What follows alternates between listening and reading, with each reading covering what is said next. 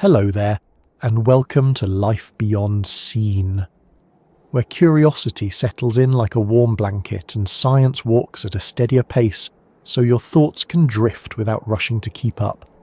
Tonight, we're heading somewhere most people never picture clearly, mostly because it feels too far away to imagine.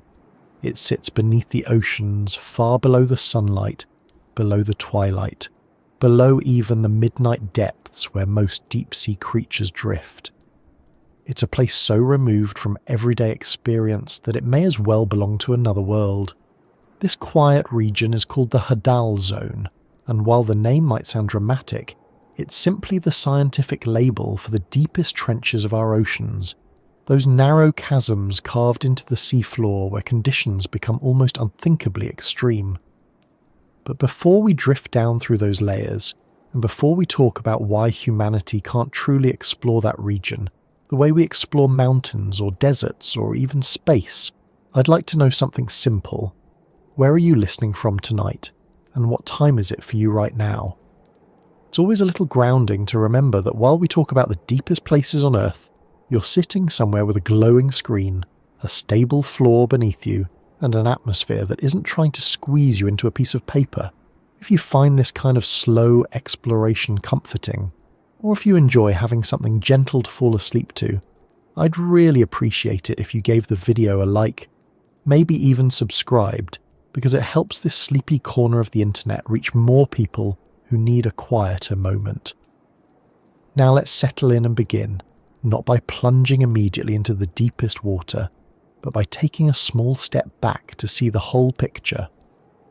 Whenever people talk about the ocean, they often picture its surface first, a wide open space where ships move steadily and waves rise and fall in familiar patterns. Even as children, we learn quickly that the surface is only the start, and there's a surprising amount of water below that point. But the true scale doesn't land until you think slowly about the layers that sit beneath the surface. The uppermost part, the one we swim in, is full of light, movement, and activity. Beneath that is dimmer water, cooler, quieter. Go deeper, and the world changes again, and before long there's no sunlight left at all. You reach the region where most deep-sea documentaries take place, showing glowing creatures and drifting shapes that seem almost alien. But those scenes still aren't the deepest. They belong to depths that, while impressive, are still within the range of human-made submarines, cables, sensors and cameras. They're deep, but not impossible. The Hadal Zone is different. It begins at around 6,000 metres and extends to nearly 11,000 metres in certain trenches. To put that in a more human scale, imagine stacking more than 20 Empire State Buildings on top of each other, still beneath the water, and then lowering a fragile machine straight down to the bottom while every metre adds more weight pressing against it. At the deepest points, the pressure is more than 1,000 atmospheres, which means every square inch of any object is hit with over a ton of force. If you try to picture what that feels like, take a moment to imagine holding a single brick in your hand. It has a certain weight, firm and obvious. Now imagine a stack of bricks as tall as a building placed on top of that same hand. It sounds silly only because the human body would give out immediately. Machines built from strong metals can tolerate far more than human flesh, but even they have limits, and the Hadal Zone has a way of testing those limits in a manner that feels almost unfair. But we're not there yet. It's easier to understand why it's so challenging by following the descent more gradually. When you pass the upper layers, you reach a region that loses light quickly. Here, the temperature starts dropping, and the ocean becomes quieter, colder, and denser. The pressure increases at a rate that feels aggressive when you think about it carefully. For every 10 metres you go down, another atmosphere of pressure pushes in. At 100 metres, scuba divers already start reaching the limits of what the human body can tolerate safely. At 1,000 metres, no human body could survive at all, not even for a moment. But of course, we don't send people down that far. We send machines. Yet even machines begin to suffer. Electronics fail. Metal warps. Seals crack. Connectors jam. Materials behave differently than they do on land because the ocean's weight isn't gentle or patient. It pushes without stopping, without variation, without any regard for what we're trying to do. The Hadal zone also has a shape problem. It isn't one continuous layer of the ocean like the water above it. Instead, it's scattered around the world in isolated trenches, narrow and steep. Unlike the flat seafloor you find at mid-depths, these trenches drop suddenly like cracks in the Earth's surface. That means even accessing the edges can be difficult. You can't simply lower a platform or an elevator-like device into a stable open pit. You have to target narrow slopes, angled walls, and pockets where machines can get stuck. The terrain is unpredictable, more like a rugged mountain range turned upside down. Imagine trying to explore the inside of an impossibly deep canyon, while the atmosphere is trying to crush your equipment from all sides, and the temperature stays close to freezing. That's what scientists face every time they try to reach the Hadal zone. However, before the challenges become overwhelming, it's helpful to notice something else. Only a tiny fraction of the ocean has been explored directly, not because people lack interest, but because the resources needed to reach extreme depths are so high that only a handful of missions can be attempted each decade. And when one of those missions fails, the loss is enormous, not just in money, but in time, planning, engineering, and the morale of research teams. Many deep-sea robotic vehicles work well at moderate depths but fail instantly when pushed further. A small leak at 6,000 meters becomes a catastrophic implosion at 8,000. A minor design flaw on land becomes a mission-ending flaw below the twilight zone. The deeper you go, the less forgiving everything becomes, but that's only part of the story. Another difficulty is communication. Satellites don't reach underwater. Radio waves don't penetrate seawater well. GPS becomes useless. So once a machine is thousands of meters down, the only way to communicate is through acoustic signals, which behave more like slow-motion echoes than clear instructions. Data takes a long time to travel. Commands get distorted. In many cases, researchers have to pre-program machines and simply hope they behave correctly once they reach the depths. You can't steer them in real time. You can't make adjustments when something unexpected happens. If the machine gets stuck, there's often nothing to do but wait and hope it finds its way out or floats back up. Recovery missions aren't easy either, because even locating something on the abyssal seafloor is like trying to find a single lost key somewhere in a massive pitch-dark desert. Now imagine trying to do all of this in the trenches. The Hadal zone is the ocean's equivalent of a remote wilderness, where nothing is on your side. Not the pressure, not the terrain, not the lack of sunlight, not the cold, and not the communication delays. And yet researchers try anyway, because there's something deeply compelling about the deepest parts of the world. It's one of the last regions that remain almost entirely untouched by humans, and it contains organisms that live under physical conditions no land creature experiences. These animals aren't mythical or magical. They're simply adapted in ways that stretch the limits of biology. Their bodies avoid gas-filled spaces like lungs, because such spaces would collapse instantly under pressure. Their cells contain special molecules that prevent proteins from folding incorrectly. Their bones are often reduced or absent because rigid structures become liabilities at those depths. Their movement is slow, deliberate, efficient, shaped over millions of years by the need to survive where survival is neither expected nor easy. But even though these animals endure pressures that would destroy a submarine, they're not invincible. When scientists bring them to the surface, the pressure change kills them almost immediately, which makes direct study extremely difficult. Imagine being able to reach a new species only to find that observing it closely destroys it without meaning to. This limitation is one of the reasons why the Hadal zone remains full of unanswered questions. Each attempt to learn something risks losing the very subject of study. It creates a paradox where the deeper we try to explore, the more the environment resists our tools, our technology, and even our methods of observation. And still, people keep trying because the Hadal zone represents something more than a physical location. It's a reminder that Earth is not fully known, not fully explored, not fully catalogued or measured. Even with satellites, sensors and high-tech imaging, there remain places where human knowledge barely scratches the surface. In a time when maps feel complete and most landscapes are photographed endlessly, it's almost comforting that an entire realm of the planet refuses to be easily revealed, not out of hostility, but out of the sheer physical reality of water, pressure and depth. As we continue moving through this exploration, we'll look more closely at each reason the Hadal zone resists human presence, from pressure and engineering limits to biological challenges and the stubborn unpredictability of deep ocean geology. But for now, let's keep drifting downward in our imagination, not rushing, not forcing a conclusion, just continuing the steady descent into a part of Earth that holds more questions than answers. When people picture the ocean, the image that usually comes to mind is a calm surface with familiar colours and movements. Waves drifting in steady patterns, sunlight reflecting off the top, and maybe a few boats or gulls passing by. It feels open and reachable because it's the part we can see without effort. But if you try to follow that mental picture downward, even just a few meters below the surface, the brightness changes. It doesn't shift suddenly, it fades slowly as the depth increases. The moment light enters the water, it starts weakening because water absorbs and scatters it.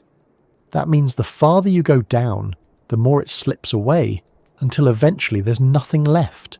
It's not dramatic. It doesn't happen in a single moment.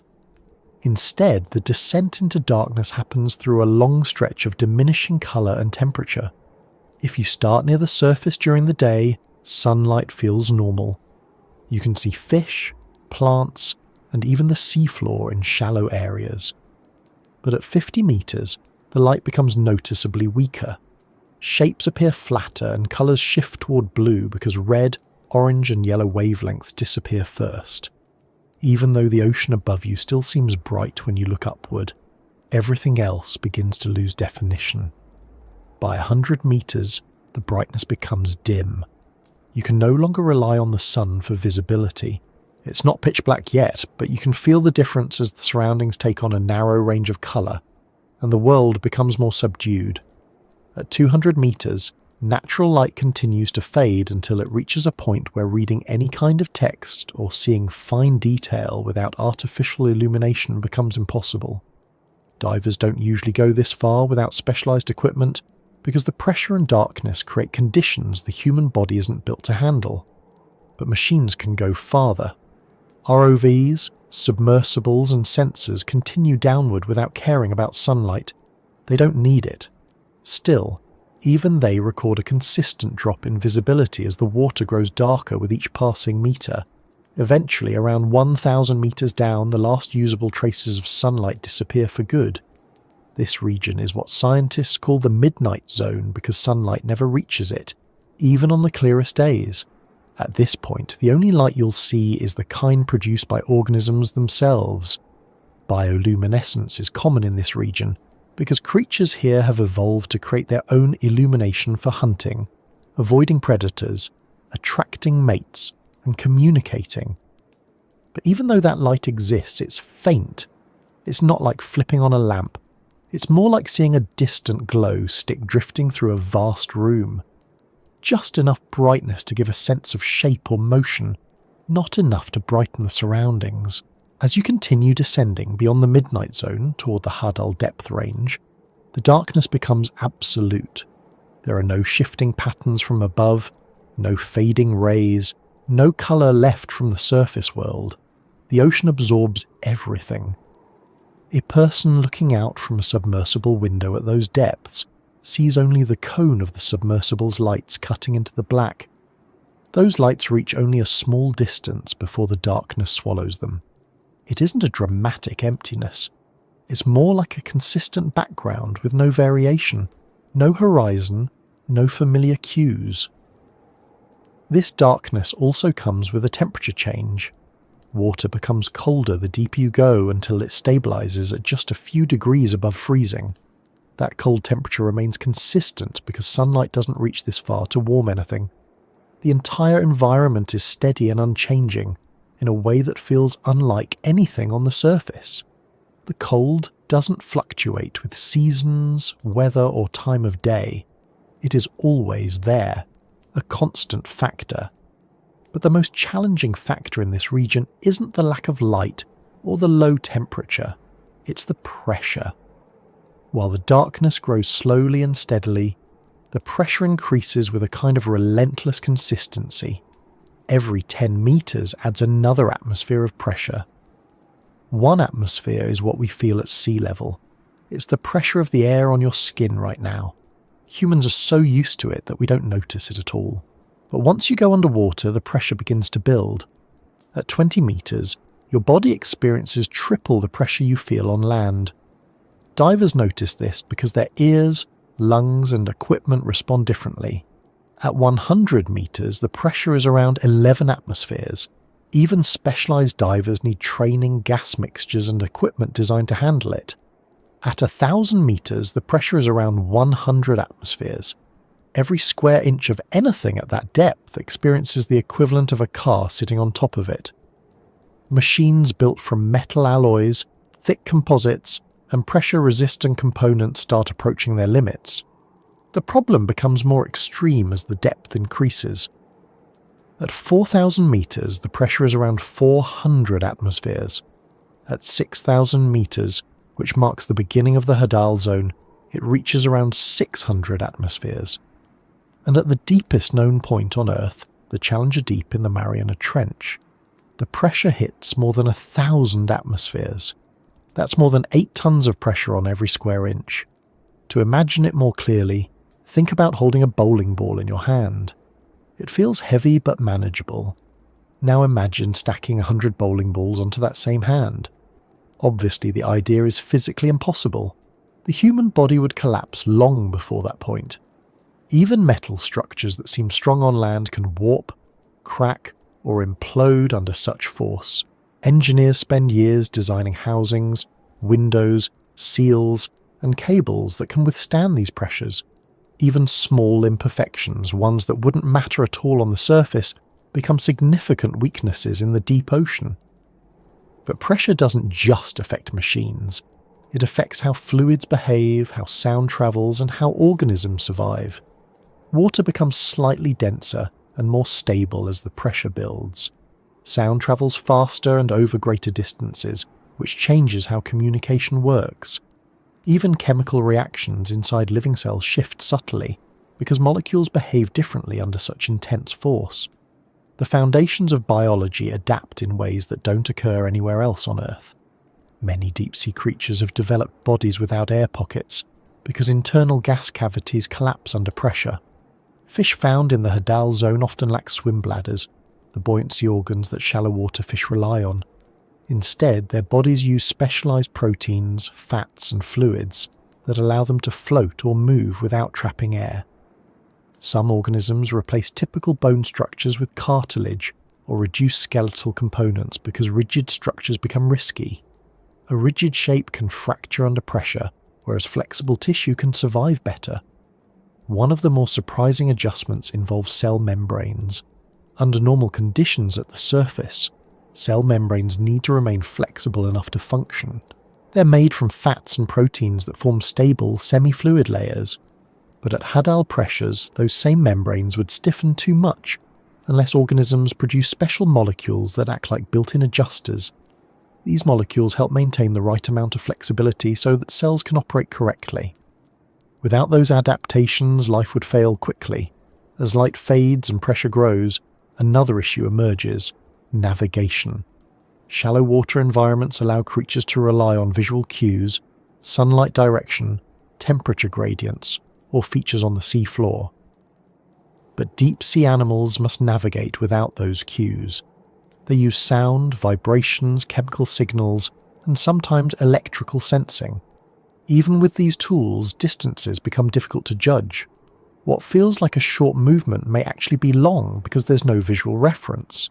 Machines struggle with navigation for similar reasons. GPS signals don't penetrate water. Cameras become nearly useless without artificial light. Acoustic sensors work but provide limited resolution.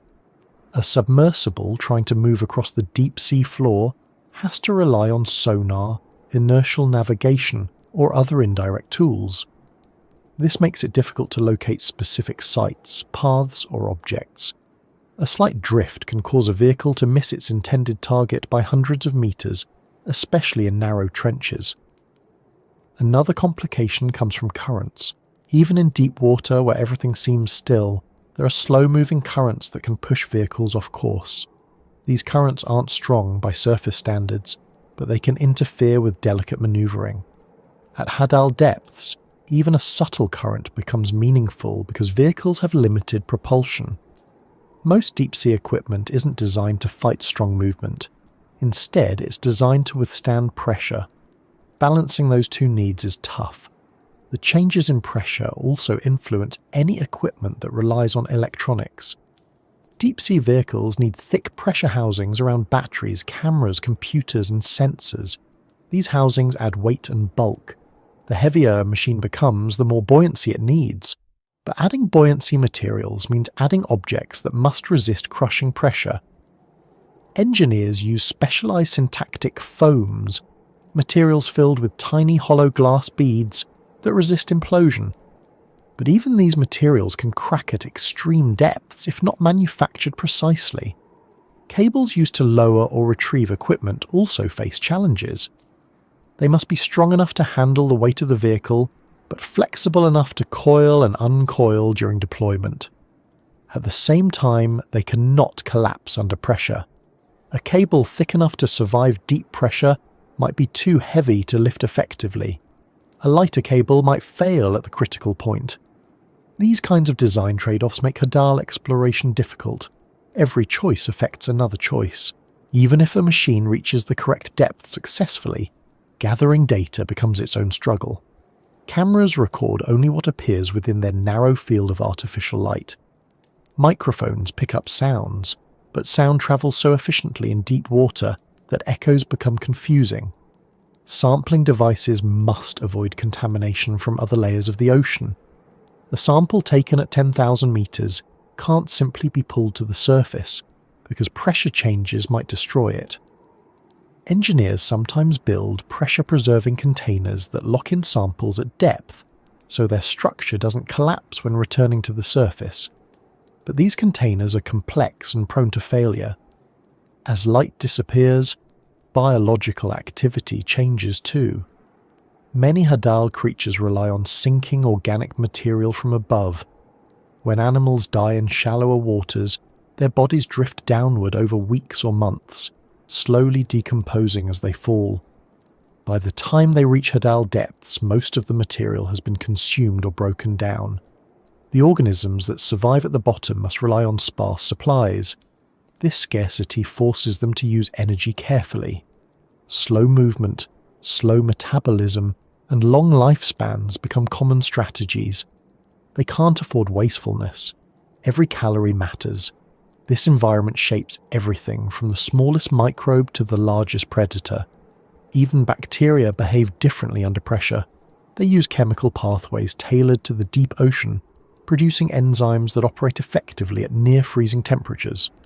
Some microbes survive by consuming chemicals seeping from the seafloor. Others attach themselves to sinking particles and ride them downward.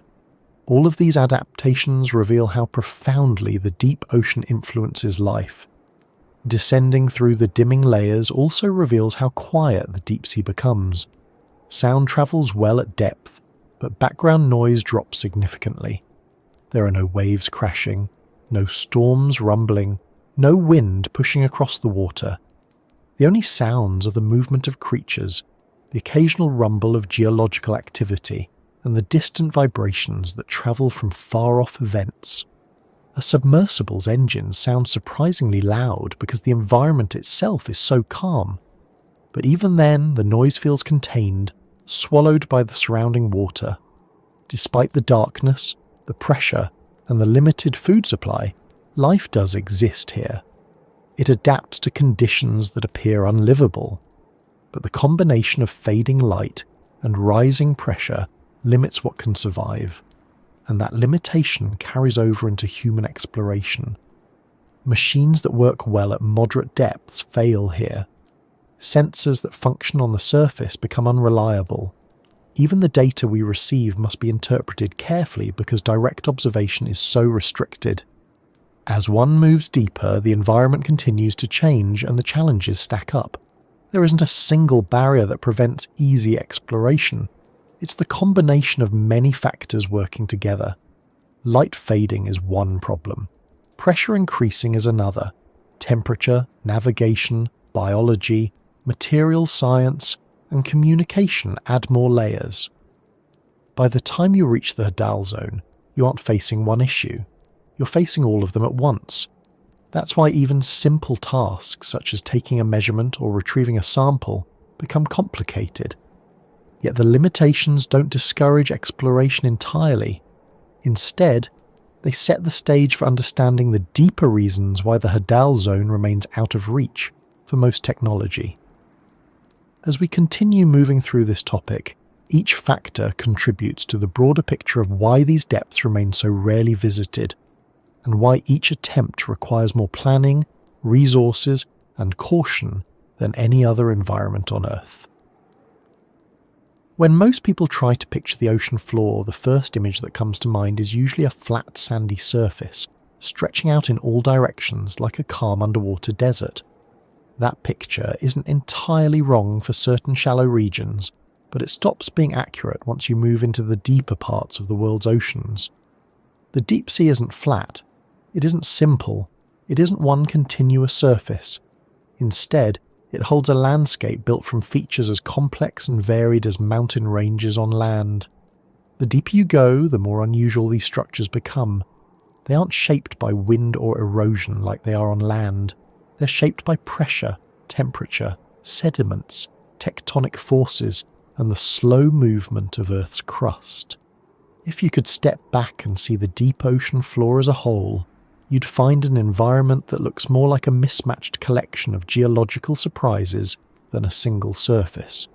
As you move past the continental shelf, the sloping region near the coast gives way to the continental slope. This slope is much steeper than people usually expect. It drops quickly, often forming canyons and ridges. Some underwater canyons rival those on land in size, carved not by rivers but by slumping sediments, underwater currents, and occasional collapses. Once you move past the slope, you reach the continental rise, where sediments build up into wide, gentle forms. This area marks the transition between the shallower parts of the ocean and the deep abyssal plains. Abyssal plains are one of the flattest surfaces on Earth, smoother in many areas than land-based deserts or salt flats. They formed as layers of fine particles settled over millions of years. At first glance, it might seem like these plains should be easy to navigate, but this is only the starting point. Even though they make up large sections of the deep sea, they're interrupted by volcanic ridges, unexpected slopes, extinct hydrothermal vents, and trenches. In some areas, the seafloor rises sharply into underwater mountains called seamounts. These mountains can reach thousands of meters high, but never break the surface. They're usually extinct volcanoes, but some are active. Their sides are steep, and currents swirl around them, carrying nutrients and sediments that shape the surrounding landscape. Moving away from seamounts, you might think the landscape becomes simpler again. It doesn't. The mid-ocean ridges extend through every ocean on Earth, forming the longest continuous mountain range on the planet. These ridges are built by tectonic activity, where magma rises to the surface and creates new crust. The spreading forces create cracks, fissures, valleys, and uplifted structures. Hydrothermal vents line parts of these ridges, releasing hot mineral-rich water that shapes chimneys and towers that look almost industrial in structure. Even though these vents are relatively small compared to the scale of the ocean, they create patches of terrain that feel distinct from everything around them. But the main focus eventually becomes the trenches. These long, narrow features mark places where one tectonic plate dives beneath another. They form shapes unlike anything else in the ocean. They're extremely steep, extremely deep, and surprisingly complex. Many people imagine a trench as a simple slit in the ocean floor, like a long straight crack. the reality is far less tidy. Trenches often curve, twist, widen, narrow, and shift direction. Some have multiple basins inside them instead of one simple bottom. There are terraces, steps, and sudden drops that occur within a few meters. Instead of one flat floor, the base of a trench might have ridges and hills shaped by sediment avalanches, shifting plates, or old landslides. In some trenches, the walls are angled sharply downward. In others, they curve inward like the sides of an uneven bowl. A single trench may contain small ridges created by compression forces. These ridges rise like miniature mountain chains, only to be surrounded on all sides by pressure and darkness. Some trenches even contain faults and cracks inside them, tiny versions of the larger plate boundaries that formed the trench in the first place. If you were somehow able to drive along the bottom of one of these trenches, the path wouldn't be smooth. It would feel like crossing a rugged, unpredictable valley with sudden shifts in texture and height. And this is only the geological part. The deep sea floor is also shaped by sediments that drift down from above. Most of this material consists of tiny particles, plankton remains, dust, debris, and minerals that slowly accumulate over centuries. But every so often, a major sediment flow rushes into a trench. These flows act like underwater avalanches, redistributing mud, silt, rocks, and organic matter in large quantities. Some flows are powerful enough to destroy equipment or bury it entirely. Because these events occur unpredictably and without warning, they create additional complexity in the Hadal landscape. Soft layers might pile up in one area, while a completely exposed rocky slope sits just a few meters away. The variety of textures is enormous. Even the chemical makeup of the deep seafloor contributes to its shape.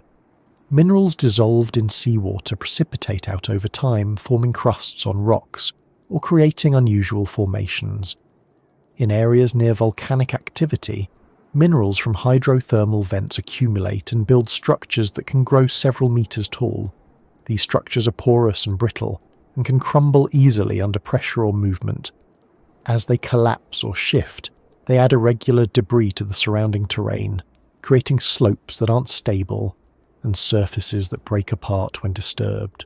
All of this means that the deep sea doesn't behave like a uniform environment. Every stretch of terrain comes with its own style of hazards. A submersible entering a deep valley might encounter uneven sediment that shifts under its weight. A robotic vehicle moving along a trench wall might slip sideways if the slope is too steep. A machine positioned over a ridge might find itself unexpectedly drifting, because currents behave differently depending on the shape of the terrain. Even small changes in seafloor shape influence how the vehicle must adjust its movements. Because this environment is so varied, exploring it requires detailed mapping. But mapping the deep sea is extremely hard. Sound-based mapping tools can provide broad outlines, but the resolution often isn't fine enough for precise navigation. The deeper you go, the harder it becomes to gather detailed information. High-resolution mapping usually requires getting close to the seafloor, but machines can't easily hover in place at extreme depths because the pressure and darkness interfere with sensors. As a result, most maps of trenches show only general shapes rather than fine details.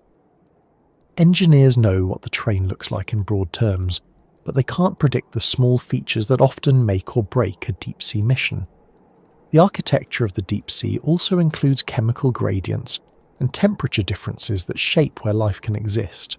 Around hydrothermal vents, the terrain is influenced by warm water mixing with cold seawater. These mixing zones create pockets of chemically distinct areas. The boundaries between different chemical regions can shift suddenly as vents open or close. Since vents often shut down unpredictably, entire areas of the deep sea can change character within relatively short geological timespans. Structures built from mineral deposits may collapse once the vent stops supplying mineral-rich water. This adds another layer of unpredictability to the environment. Another part of the deep sea structure involves the interaction between the seafloor and the water column above it. While currents are weaker at great depths, they still flow in ways that shape sediment and transport materials. Some trenches funnel currents, concentrating their flow in certain areas. Other trenches block currents, creating isolated pockets where sediments linger. These differences create microenvironments with unique conditions.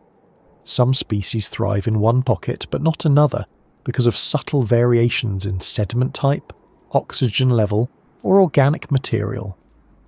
One of the more unusual features of deep-sea architecture is the presence of subducted materials. In trenches, as one tectonic plate moves beneath another, parts of the plate break apart. Segments may form jagged outcrops or ridges on the trench floor. These fragments can be tilted, buckled, or buried under younger sediments.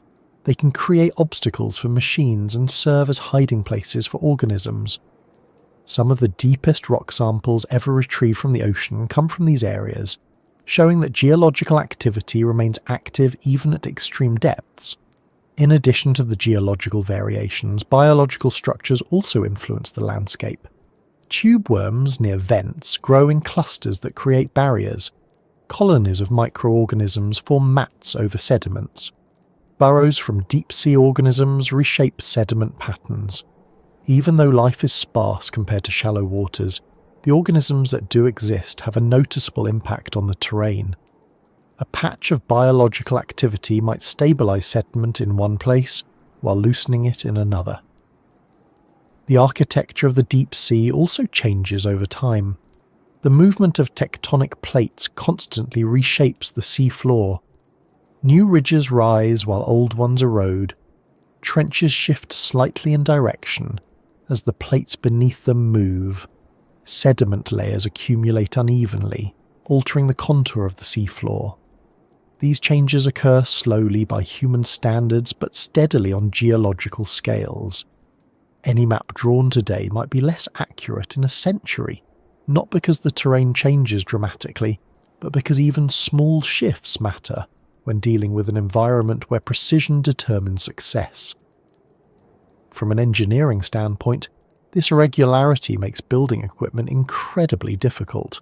Machines designed for flat, predictable terrain must instead prepare for steep slopes, uneven surfaces, sudden drop-offs, and unstable sediment. A vehicle might need to anchor itself in order to collect a sample, but the ground beneath it might not support the anchor. A sampling arm might reach for a rock only to trigger a small slide of sediment that covers the sample entirely. Equipment designed for stability at moderate depths might behave unpredictably in trenches because the terrain interrupts sonar signals. Navigation software that works well on the abyssal plains becomes unreliable in tight trench corridors. Even deploying equipment to these locations becomes challenging. To send a machine into a trench, researchers must know where the trench walls slope inward or outward. A vehicle lowered without careful planning might hit an overhanging formation. Ropes or cables risk rubbing against rock walls if the machine drifts sideways. Narrow sections of trenches limit maneuverability. The deeper a trench goes, the more its shape resembles a complex maze rather than a simple valley. While machines can reach deep waters, reaching the right location inside a trench is far more complicated than simply going straight down. The entire deep sea, with its mountains, plains, ridges, vents, canyons, and trenches, forms a physical structure unlike any environment humans normally deal with. On land, even rugged terrain is accessible with the right equipment. In space, the lack of physical obstacles means that movement is limited only by propulsion and trajectory planning. But in the deep ocean, machines must move through a landscape that combines the worst challenges of both worlds: total darkness, crushing pressure, limited navigation options, and surfaces that vary without warning. This strange architecture shapes everything that tries to enter it. It dictates where organisms can live. It determines which scientific missions succeed or fail. It explains why reaching the Hadal zone is more than simply travelling downward. It's about understanding a complex environment that refuses to simplify itself for exploration. As we continue into the next part of this journey, the terrain beneath the ocean will connect directly to the reasons the Hadal zone remains so difficult to reach. Every ridge, slope, fault, and trench adds to the challenge. and each of those elements becomes clearer as we keep moving deeper into this environment. When conversations about the deep ocean come up, it's common to hear people compare exploration of the seabed to exploration of space. This comparison usually starts with the idea that both environments are extreme and that humans struggle to operate in either one. While that general point isn't wrong, it misses the specific difficulties that make the Hadal zone far more complicated than simply building a strong enough vessel and sending it downward.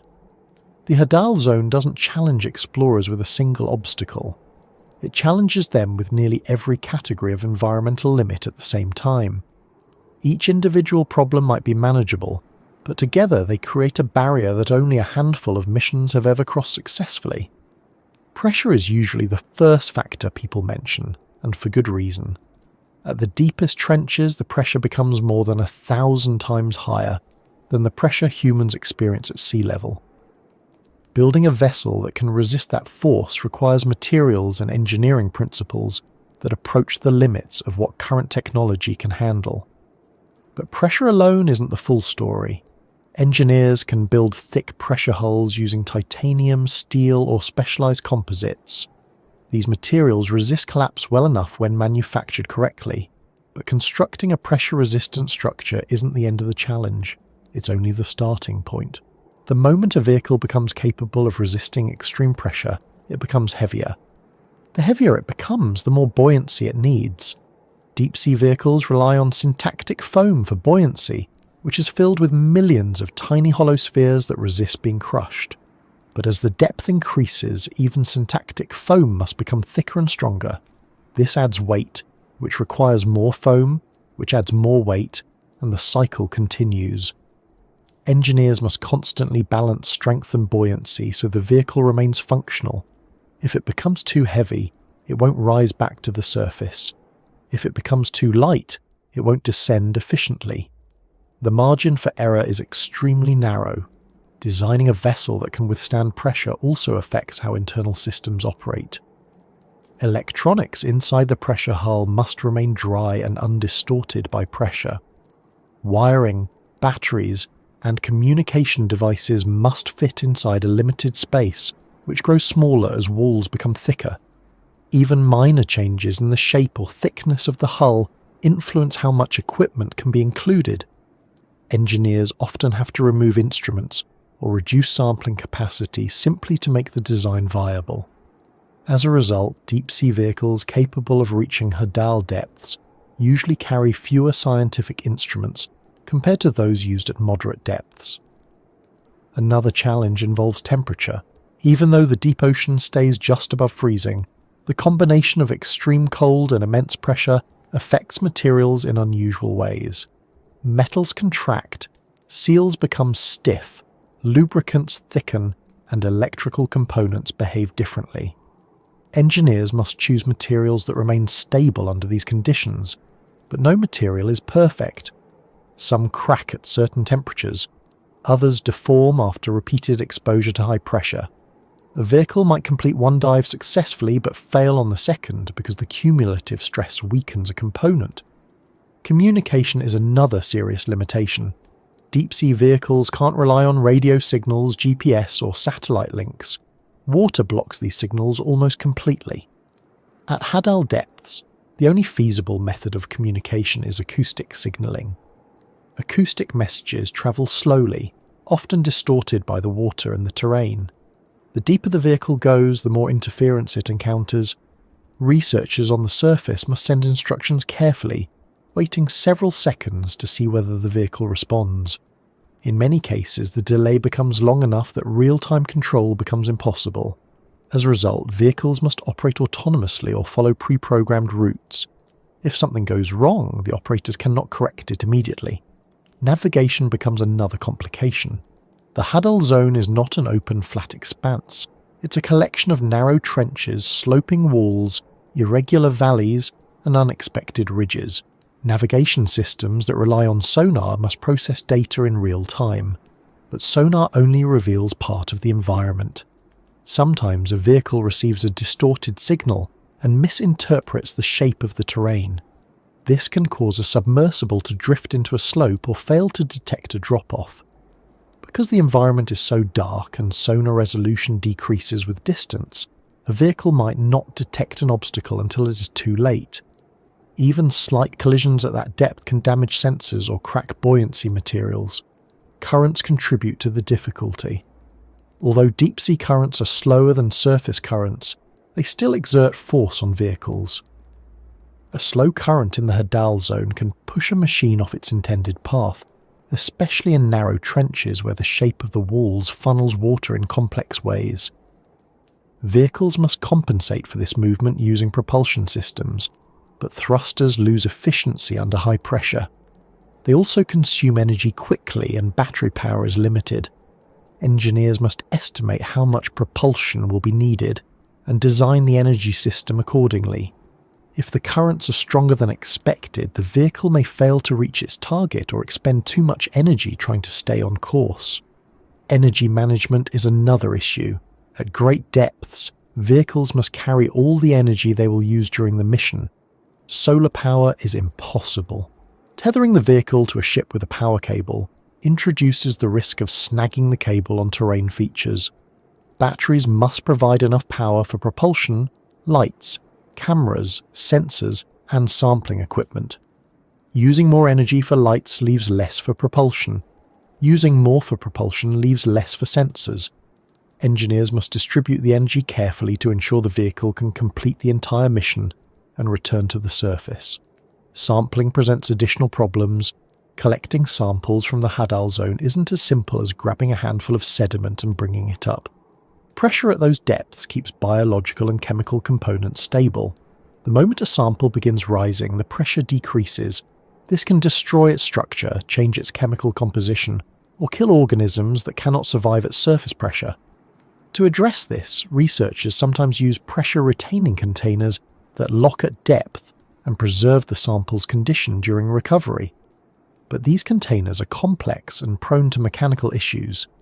If a seal fails, the sample becomes altered and loses its scientific value. Even the deployment of vehicles into the water brings challenges. Lowering a machine thousands of meters requires strong cables and winches. The cable must support the weight of the machine, but also its own weight. At great lengths, cables become extremely heavy. They sway with waves and wind, creating lateral forces that push the vehicle away from the desired path. Lowering equipment through rough seas increases the risk of damage before the machine even reaches depth. Weather conditions at the surface can delay missions, while underwater conditions remain unaffected by surface changes. This disconnect makes planning difficult. Another challenge arises from the difficulty of retrieving vehicles. If a machine fails to ascend, it becomes stuck on the sea floor. The only hope is that its emergency buoyancy system activates. Many deep-sea vehicles carry weights that they can release at depth. When the weights fall away, the vehicle becomes lighter and floats to the surface. But if the release system fails, the vehicle stays down. Because GPS doesn't work underwater, the exact location of the vehicle might be unknown. Searching for it becomes nearly impossible. The ocean is too large, the trench is too deep, and the terrain too complex. Lost vehicles remain on the seafloor indefinitely, unless retrieved by an extremely lucky chance. Cost becomes a significant barrier as well. Building a Hadal-capable vehicle requires specialized materials and manufacturing processes that push the limits of current technology. Very few institutions have the funding to create such machines. Even fewer can afford to operate them. A single dive can cost as much as a major scientific expedition. Insurance, maintenance, and repair costs add even more complexity. Because funding is limited, missions occur infrequently. Each mission must collect as much data as possible, but this increases pressure on researchers to minimize risk. The combination of high cost and high danger limits the number of attempts that scientists can make. The rarity of missions introduces another problem: lack of experience. Engineers and researchers learn from repeated attempts. When missions are rare, there are fewer opportunities to gather practical knowledge. Lessons from one dive may not generalize to another because each trench has its own conditions. Engineers must rely on theoretical models, simulations, and educated guesses. While these tools are valuable, they cannot replace hands-on experience. The Hadal zone remains one of the least tested environments on Earth. Biology itself creates obstacles. Organisms in the Hadal zone are adapted to extreme pressure and low energy availability. Their tissues, enzymes, and cell structures function under conditions that would damage or alter biological materials from shallower waters. Some organisms are too fragile to handle even slight pressure changes. Others break apart when exposed to currents or mechanical disturbance. This makes biological sampling difficult. Scientists must develop tools that can collect organisms without damaging them. But tools that function gently often cannot withstand the pressure. Tools that withstand the pressure often apply too much force. This contradiction is one of the biggest challenges in Hadal biology. Another major issue comes from the simple fact that the Hadal zone is far from shore. Most deep trenches are located in remote areas of the ocean, where storms, large waves, and unpredictable weather patterns are common. Operating a research ship in these regions requires extensive planning. Crew members may spend days or weeks travelling before reaching the site. Supplies must last long enough for the entire journey. Medical support must be available even though evacuation options are limited. Ships must remain stable while deploying equipment, which becomes harder in rough seas. Every logistical detail adds another layer of difficulty. Environmental conditions in the Hadal zone also change slowly over time. Sediment accumulation can alter the shape of the trench floor. Underwater earthquakes can create new slopes or trigger landslides. Hydrothermal activity can appear or disappear. Because conditions evolve, maps and previous data can become outdated. A vehicle that successfully navigated one trench 10 years ago may encounter new obstacles during a modern mission. This unpredictability forces engineers to design vehicles that can handle multiple scenarios, which increases complexity. Uncertainty extends to the chemical environment as well. The deep ocean contains gradients of salinity, dissolved gases and minerals that vary between trenches. These variations affect how equipment behaves. Some metals corrode faster in specific chemical conditions. Seals degrade at different rates. Even the density of seawater changes slightly from one location to another, which affects buoyancy calculations. Engineers must account for these variations during design, but predicting them accurately is difficult. Finally, there is the human limitation of working blind. At Hadal depths, researchers cannot observe the environment directly. They rely on images, sonar scans, and sensor readings. These sources provide useful data but lack the clarity that direct observation offers. Many scientific discoveries happen by accident during fieldwork when researchers notice something unexpected. In the Hadal zone, such opportunities are limited. Everything depends on instruments functioning correctly, following their planned route, and capturing the intended data. If anything goes wrong, the chance for discovery disappears. Taken together, these obstacles explain why the Hadal zone remains one of the most difficult places on Earth to access. It is not a single barrier that stops exploration. It is a combination of mechanical, environmental, logistical, and biological factors that multiply one another. Each attempt to explore these depths requires solving dozens of problems simultaneously. This complexity shapes every mission and influences every decision engineers and researchers make. As we continue, the focus will shift toward the intense physical forces at the bottom of these trenches and how they affect both machines and living organisms. The deeper we look, the clearer it becomes that the Hadal zone sets rules that few things can tolerate, and those rules define everything that reaches its depths. When people talk about the deep ocean, pressure usually comes up as a scientific fact that sounds impressive but distant. 1,000 atmospheres of force pressing on every square inch of a surface seems extraordinary. Yet those numbers stay abstract unless you slow down and consider what that actually means for anything that enters the Hadal zone. Pressure at those depths isn't a background detail, it is the defining force of the environment. Everything that reaches those depths, machines, organisms, rocks, and even the chemical behavior of water, operates under conditions that reshape how materials behave. Understanding this pressure is essential for understanding why so few things can survive or function at the bottom of the ocean. At the surface, the pressure we feel comes from the weight of the air above us. Even though air seems light, the column of atmosphere stretching upward is heavy enough to exert 1 atmosphere of pressure. This force is constant, and the human body is adapted to handle it without effort. But water is far denser than air, so its weight increases much faster with depth. Every 10 meters adds 1 additional atmosphere of pressure. Even recreational divers notice the difference when descending a few meters.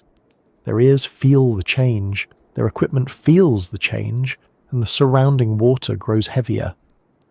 But that small change barely hints at what happens deeper down.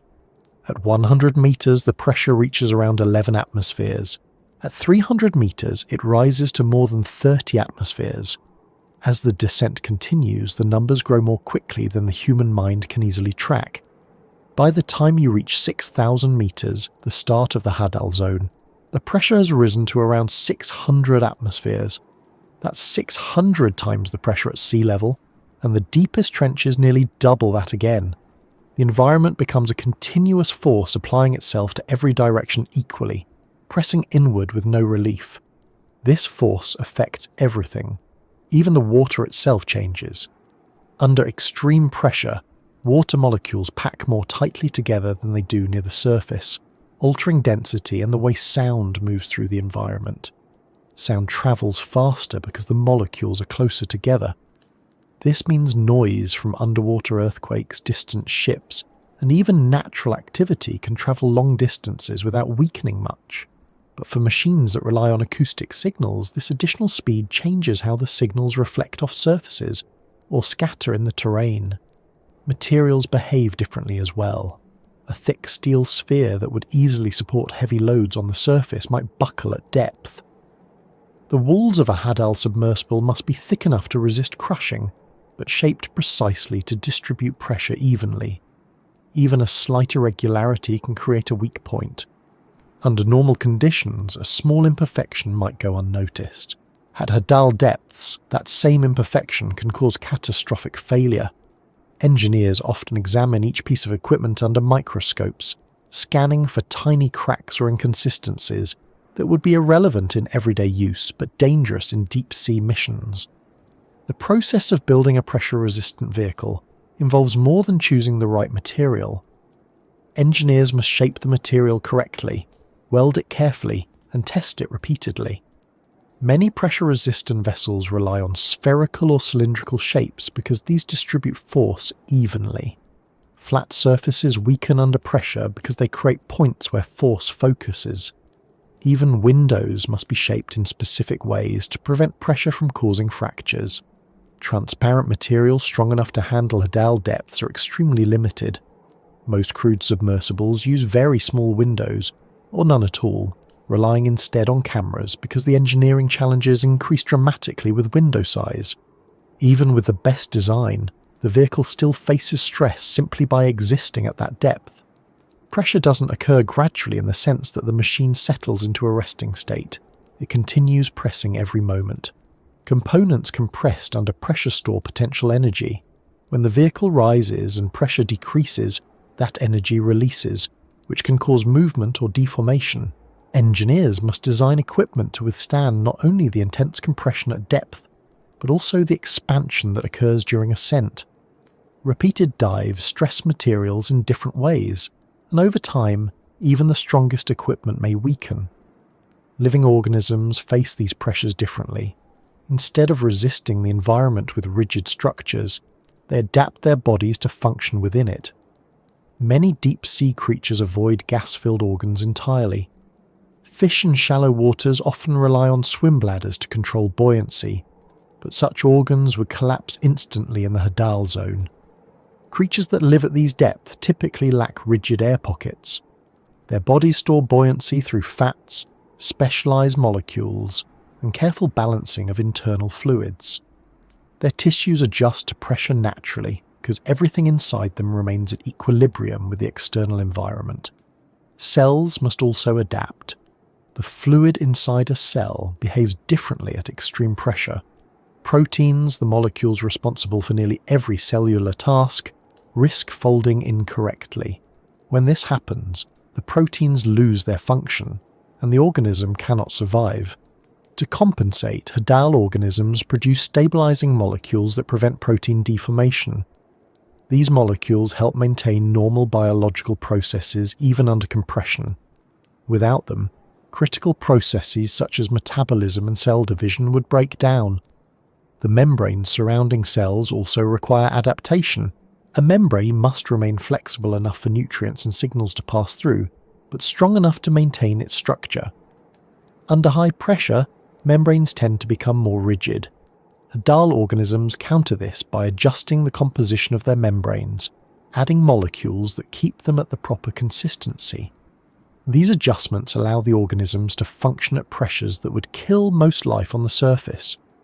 Despite these adaptations, life at Hadal depths operates at a slower pace. The pressure influences chemical reactions, often slowing them down. Lower temperatures also contribute.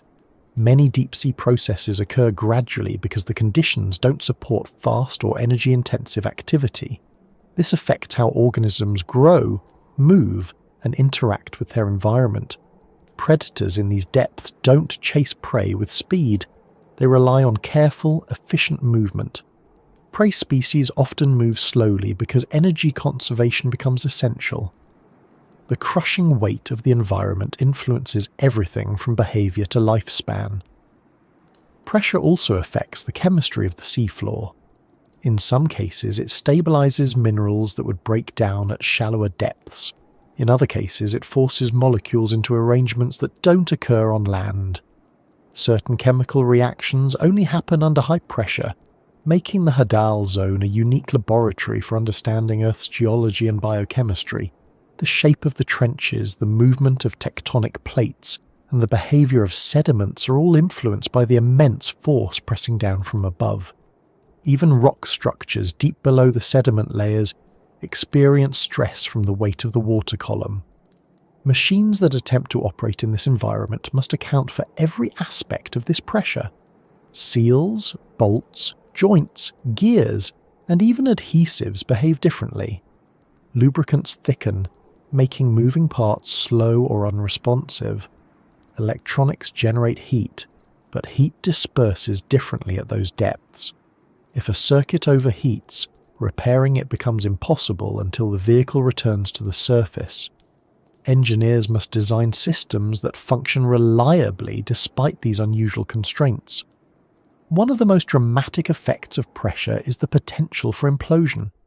Unlike an explosion, which sends fragments outward, an implosion occurs when external pressure collapses an object inward. If a part of a submersible fails, the pressure forces the surrounding water into the space faster than the human eye can track. The collapse happens in a fraction of a second. This danger means that every component must be tested far beyond the pressures expected during the mission. Even then, unexpected failures can occur because the pressure reveals weaknesses that surface tests never detect. Pressure also affects sound in practical ways. While it allows sound to travel farther, it also alters how sound waves reflect off surfaces. A sonar pulse sent into a trench might bounce off multiple surfaces before returning, creating echoes that complicate the interpretation of the data. Operators must evaluate these signals carefully to avoid misreading the terrain. A misinterpretation could cause a vehicle to descend into an unexpected slope or collide with a ridge.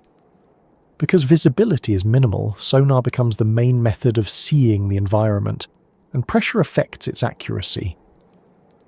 The silence of the Hadal zone creates its own challenges. With little biological activity and few disturbances, the environment remains quiet except for occasional geological sounds. For engineers, this means that noise from the vehicle itself becomes a major factor in navigation. Thrusters, pumps, and mechanical movements create sound that can interfere with acoustic communication and sonar readings. Engineers must design vehicles that operate quietly, but quiet operation is difficult to achieve while resisting extreme pressure. This silence also affects biological studies. Many deep-sea organisms rely on sound for communication or sensing. When a vehicle enters the environment, the noise it produces may disturb them or alter their behaviour. This complicates research because it becomes difficult to observe natural patterns when the presence of a machine changes how organisms behave. Researchers must develop techniques that minimize disturbance, but pressure-resistant vehicles often produce unavoidable noise. Pressure influences even the simple act of shining a light. At depth, water absorbs light differently. Strong lights fade quickly, and the intense illumination can startle deep-sea creatures. Cameras must adjust to the limited visibility. Engineers use high-sensitivity sensors that can gather information from small amounts of light. These sensors allow researchers to see farther than expected, but the environment still absorbs most illumination quickly, limiting the observable range. Another factor is the pressure-induced behavior of sediments. Sediments compact under pressure, becoming denser than those found in shallower waters. A vehicle landing on the seafloor risks sinking into soft material. Engineers must design landing gear that distributes weight evenly to prevent the vehicle from getting stuck. But the nature of the sediment can vary dramatically within short distances. One section may be firm while another is loose. This unpredictability requires caution when approaching the seafloor. Pressure also shapes the movement of water. Although deep-sea currents are usually slow, they behave differently at extreme depths. The pressure compresses water slightly, changing its density. When combined with temperature variations, this creates layers of water that behave independently. Vehicles passing through these layers may experience sudden changes in buoyancy. An unanticipated shift could cause a vehicle to ascend or descend unexpectedly. Engineers must design systems that can adjust automatically to maintain stability. Even the process of descending through the water column involves pressure management. As a vehicle sinks, pressure increases quickly. The structure must withstand this change without deforming. Engineers often test vehicles in pressure chambers before sending them into the ocean. These chambers simulate the pressure at depth, allowing researchers to identify weak points. But pressure chambers cannot replicate every condition perfectly. Real ocean pressure behaves differently than controlled simulations because the environment involves temperature changes, water chemistry, and dynamic forces. Life at depth demonstrates how powerful adaptation becomes when organisms must function under such extreme forces. Some species use pressure to their advantage. Certain chemical processes become more efficient under pressure. Some organisms rely on pressure to maintain their structural integrity. Without the crushing weight above them, their bodies might expand or deform. This illustrates how deeply integrated pressure becomes in biological systems. It is not simply tolerated, it becomes part of the organism's basic functioning. Pressure also affects the survival of microbes. These microorganisms have unique biochemical pathways that operate under extreme compression. Their proteins are shaped specifically for these conditions. When brought to the surface, these microbes often die quickly because the pressure changes disrupt their internal chemistry. Studying them requires special equipment that maintains their habitat conditions throughout the journey. All of these factors contribute to the overall difficulty of exploring the Hadal zone. Pressure isn't the only challenge, but it influences every other challenge. It affects navigation, sampling, design, communication, and biology. It shapes the landscape and alters how machines behave. It dictates the strategies researchers must use. No matter what part of the mission you examine, pressure remains a central force. As we continue into the next section, the focus gradually shifts from pressure itself to how life in these depths adapts to the combination of darkness, temperature, and physical constraints. The environment doesn't simply challenge machines, it shapes every living organism that survives within it, creating forms of life that operate under conditions unfamiliar to anything found closer to the surface. Darkness in the Hadal zone is not an occasional condition or a temporary absence of light. it is permanent. Sunlight never reaches these depths, not even as a faint glow or a distant shimmer. Every wavelength is absorbed higher in the water column, long before it can come close to the trenches. Because of this, the Hadal zone exists in absolute darkness, a type of darkness that remains the same regardless of time, weather, or season. This constant absence of light shapes every organism, every behaviour, and every method of survival in the environment. Most life on Earth relies on light in some form, either directly or indirectly. Plants need it for photosynthesis. Animals rely on it for visual cues, navigation, hunting, and communication. Even in shallow waters, the behaviour of organisms shifts throughout the day as sunlight changes angle and brightness. But none of these cues exist in the Hadal zone. Life here adapts to a world where vision is limited or non-existent, and many of the strategies that help organisms survive close to the surface become irrelevant. To understand how darkness reshapes life in the Hadal zone, it helps to look at the transition through the water column. As depth increases, sunlight gradually fades. Organisms at moderate depths begin to rely more on senses other than sight.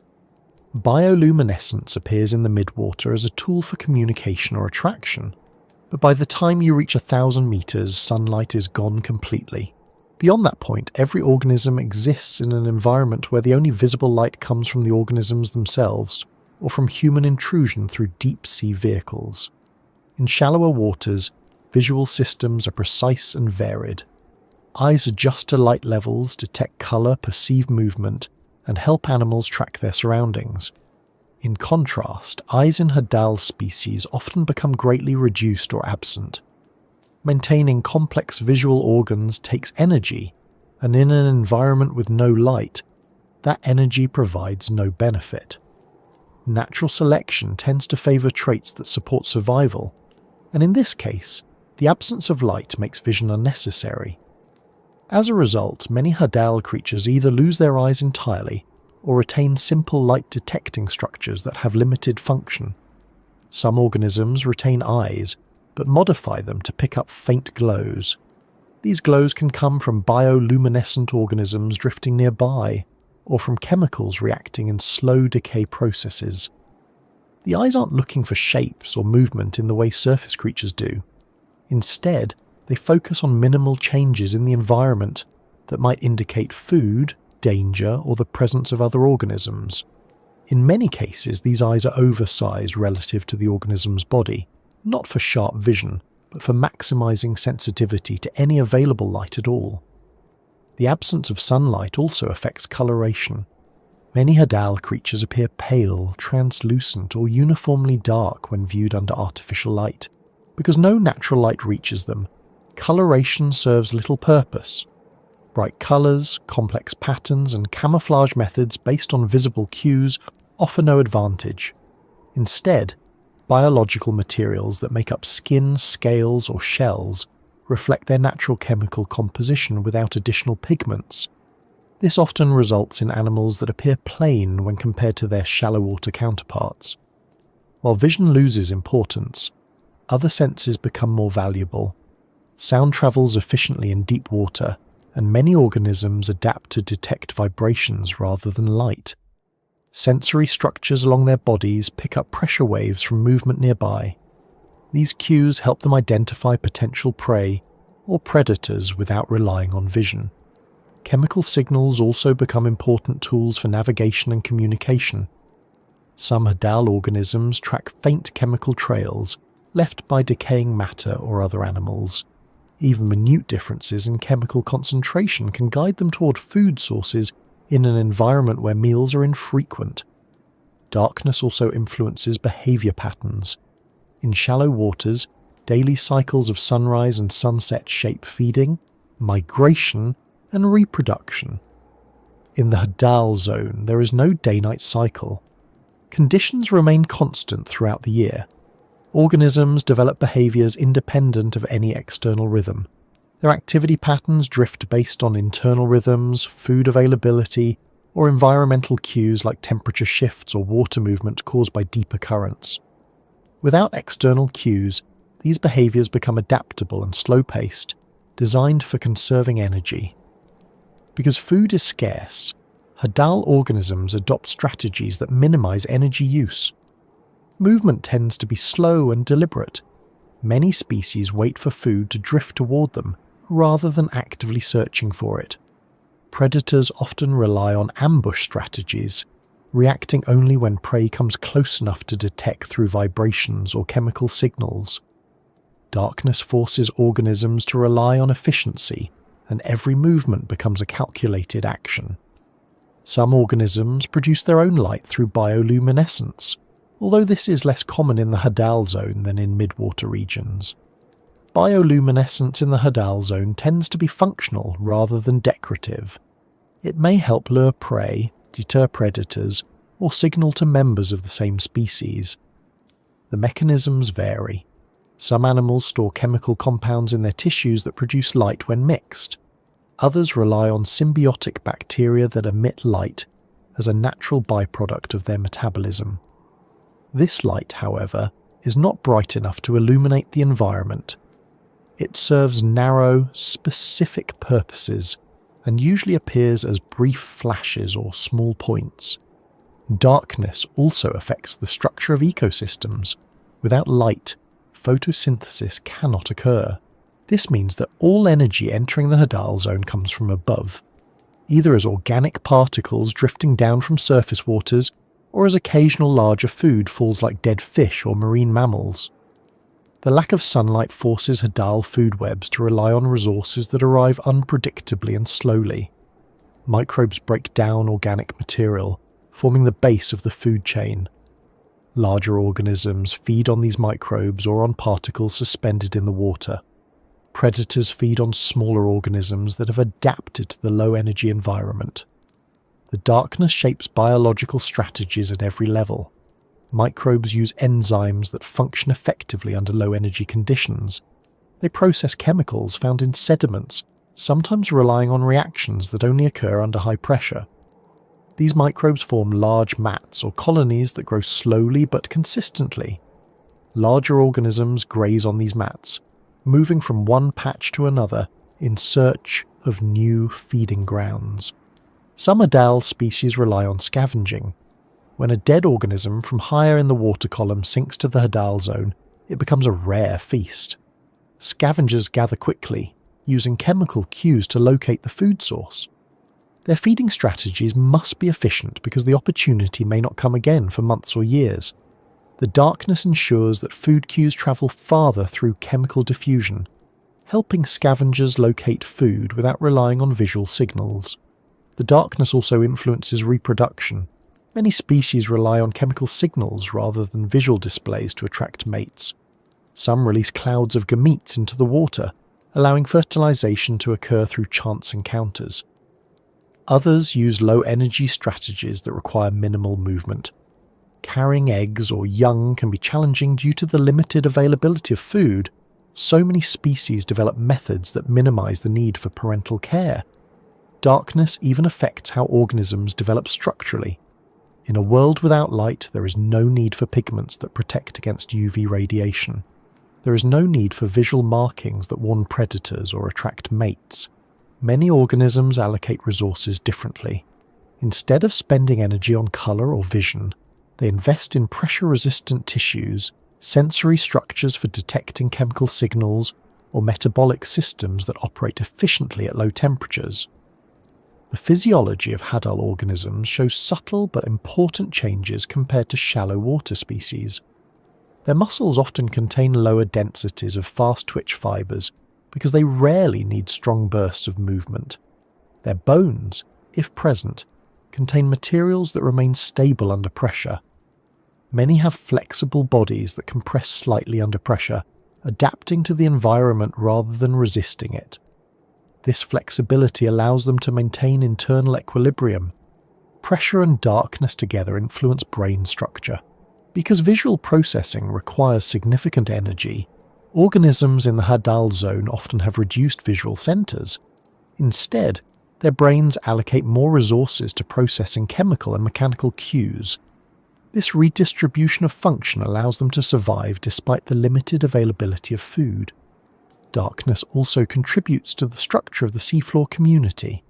Sediments accumulate gradually from material falling from shallower waters. In the absence of light, plant life does not grow to bind the sediments. Instead, microbial communities stabilize the surface.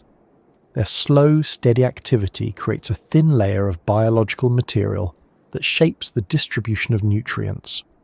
Larger organisms burrow through these layers, redistributing sediments and altering the availability of resources. This cycle continues constantly, reshaping the seafloor through simple, repetitive processes. Deep-sea currents introduce another variable. Even though currents are slow, they carry suspended particles across the seafloor. Organisms adapt to the consistency of these flows, positioning themselves to capture particles or using their bodies to sense slight changes in water movement. In darkness, these cues become essential for locating areas with higher food concentration. The absence of light also affects how predators and prey interact.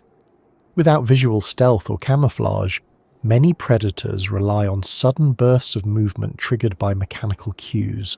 When prey move through the water, the vibrations alert predators. Prey species must remain still or move slowly to avoid detection. This leads to behavior patterns that focus on minimizing disturbances. Some species flatten their bodies against the sediment to reduce pressure waves. Others curl into compact shapes to protect vulnerable parts. Darkness even shapes competition. Resources are scarce, and organisms must share limited food supplies. Instead of aggressive territorial behavior, many species adopt strategies that reduce direct competition.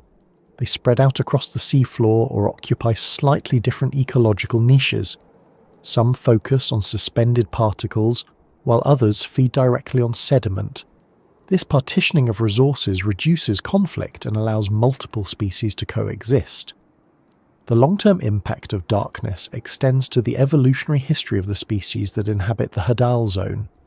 Over millions of years, these organisms diverge from their shallow water relatives.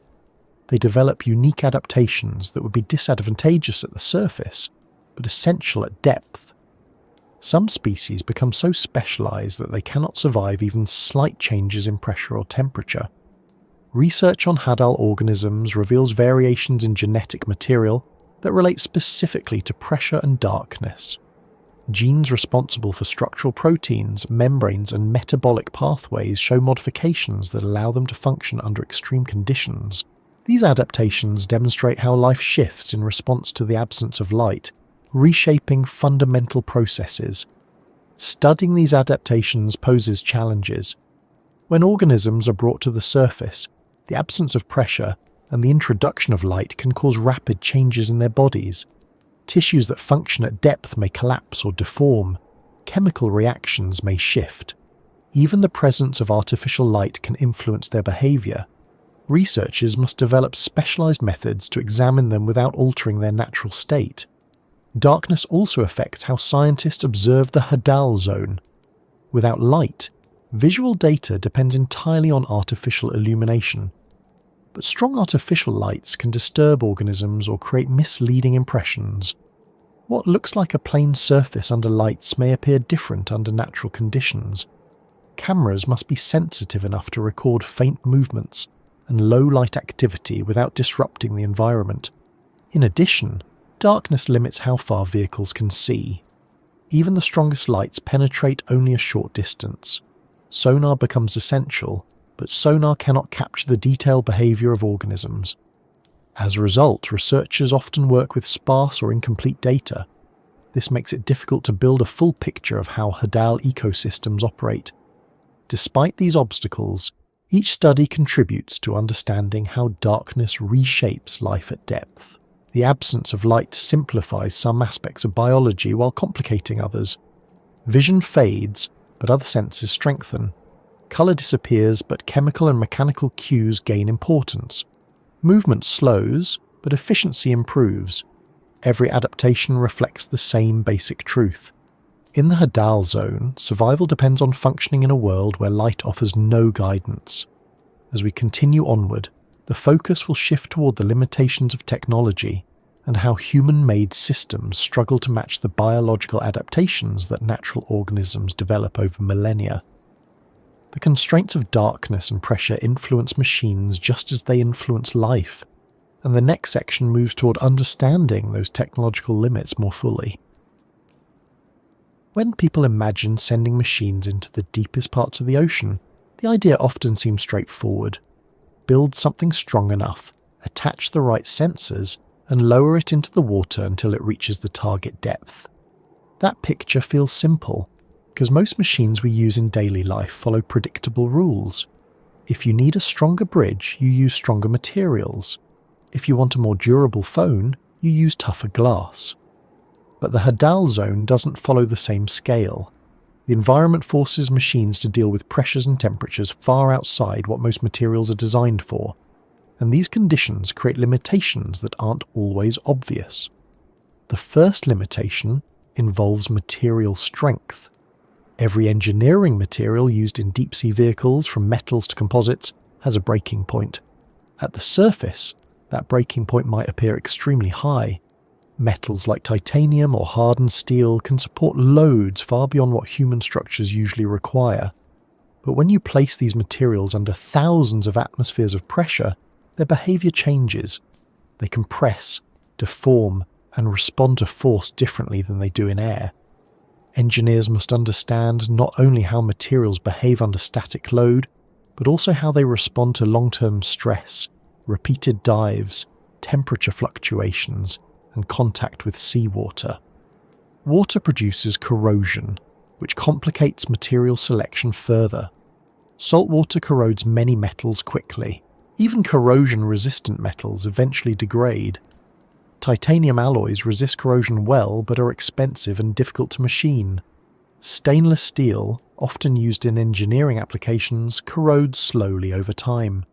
Specialized coatings can help, but coatings can crack under pressure or temperature changes, exposing the underlying metal. A vehicle may survive one dive without visible damage, but small cracks might form that become weaknesses during the next descent. Syntactic foam, the buoyant material used to keep deep-sea vehicles afloat, has its own limitations. Syntactic foam consists of resin filled with hollow glass beads. Each bead must withstand immense pressure without collapsing. At moderate depths, these foams perform well, but the Hadal zone pushes them near their limits. If even a small fraction of the beads collapse, the foam loses buoyancy. That change might be negligible on the surface, but at depth it can affect stability. Engineers must calculate how much foam is needed to balance the weight of the pressure hull, batteries, sensors, and other equipment. If the foam fails, the vehicle risks sinking uncontrollably. Another limitation comes from the thickness of the pressure hull. To withstand the immense force, the hull must be thick and strong, but thicker hulls reduce interior space. This affects how many sensors, batteries, and samples the vehicle can carry. Engineers often face trade-offs. They might want to include high-quality cameras, powerful lights, advanced sampling equipment, and a large battery pack. But the hull may not have enough space for everything. Even if it does, adding more equipment increases weight, requiring more buoyant material. That buoyant material takes up space and can alter the vehicle's shape or hydrodynamics. Shape matters because the deeper the vehicle travels, the more important it becomes to avoid design features that focus pressure unevenly. Flat surfaces create weak points. Sharp corners concentrate force. Large openings or viewports require reinforcement. The safest shapes are smooth and rounded, which distribute pressure evenly. But these shapes don't always align with practical engineering needs. For example, a perfectly spherical vehicle is ideal for resisting pressure, but it is not ideal for carrying large robotic arms or specialized sampling tools. The challenge becomes designing a structure that maintains strength while still allowing complex functionality. Windows present a major issue as well. Transparent materials strong enough to endure Hadal pressure are limited. Many submersibles use acrylic or quartz windows, but window size must remain small. The larger the window, the more pressure it experiences, Even small windows require significant thickness. As a result, human-operated submersibles often rely on cameras rather than direct viewing. Cameras themselves must be enclosed in pressure-resistant housings, which reduce image quality. Engineers must choose between better visibility and better safety, with safety always taking priority. Electronics behave differently under these conditions, and pressure-resistant housings only solve part of the problem. Batteries lose efficiency in cold temperatures. Some battery chemistries become unstable when exposed to extreme pressure. Large pressure housings reduce the amount of space for batteries, meaning vehicles must operate with limited power. Running lights, cameras, thrusters, and sensors consumes energy quickly. Engineers must plan missions carefully, balancing how long the vehicle can stay at depth against its available power. If power runs low, the vehicle must release ballast and ascend, even if it has not completed its objectives. Thrusters themselves require specialized design. Standard electric motors depend on lubricants that change viscosity in cold conditions. Bearings can seize. Motors can draw more power than expected. Thrusters must be enclosed in housings that protect them from pressure but allow water flow. Creating a seal that maintains integrity at Hadal depths while allowing rotating components to move freely is technically demanding. Any failure in the thruster system risks the vehicle's ability to navigate or maintain position. Cables and connectors also create vulnerabilities. While it might seem simple to run wires between systems inside the vehicle, each connection must withstand pressure. Tiny imperfections in a connector can cause leaks. A leak the size of a pinhole can disable electronics or cause short circuits. Engineers use specialized underwater connectors, but even these can fail if not assembled carefully. Many parts must be purchased at high cost or built custom, adding complexity to the engineering process. Another problem involves the limits of robotic manipulation. Collecting samples at depth requires robotic arms, claws, or scoops, but mechanical arms must resist pressure and remain functional in cold temperatures. Hydraulic systems compress under pressure, altering performance. Electric motors become sluggish. The joints in robotic arms require seals that maintain movement while preventing water intrusion. Sediment can clog joints. Strong currents can push the arm off target. Even small adjustments become difficult, and sample collection can take far longer than expected. Because sensors must operate in darkness, vehicles rely on powerful lights. But lights generate heat, and heat dissipates poorly in cold water. Engineers must balance illumination with thermal management. If lights overheat, they shut down or break. If they remain too dim, the cameras cannot collect useful data. Cameras also suffer from limitations. Image resolution decreases when housed behind thick pressure-resistant glass. Condensation can form inside housings if humidity control fails. Focus mechanisms may not work reliably under pressure. Sonar becomes essential for navigation and mapping, but sonar systems also have limits. High-frequency sonar offers better resolution but does not travel far. Low-frequency sonar travels farther but provides less detail. The walls of trenches create complex echoes. A sonar pulse might bounce off multiple surfaces before returning, making it difficult to interpret the data. Engineers must develop algorithms that filter out noise and identify the correct reflections. But these algorithms cannot anticipate every possible formation or obstacle. Navigation without GPS adds even more difficulty. Vehicles must use inertial navigation systems, which track movement based on internal sensors. But small errors accumulate over time, causing drift.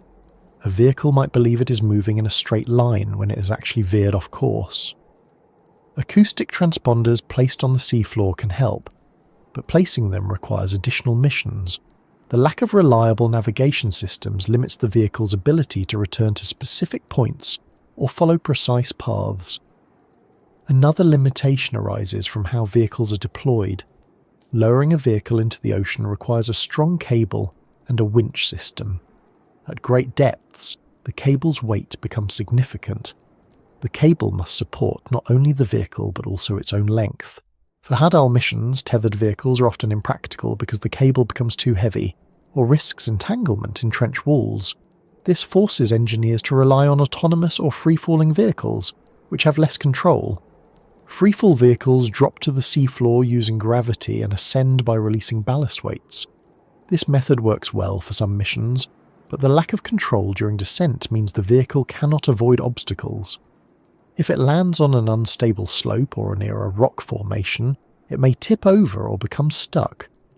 Engineers must choose descent paths carefully, but mapping data often lacks detail. This uncertainty creates risk every time a vehicle enters a trench. Autonomous underwater vehicles, AUVs, offer more control, but they require sophisticated programming. They must avoid obstacles, navigate low visibility environments, monitor their power usage, and follow complex mission plans. Each of these tasks becomes harder under pressure. If an AUV detects a problem, it must make decisions independently, and mistakes can be costly. A single wrong turn could lead it into a terrain feature that damages the hull or traps the vehicle. Communication limitations reduce the ability to intervene. Acoustic communication provides only small amounts of data at slow speeds.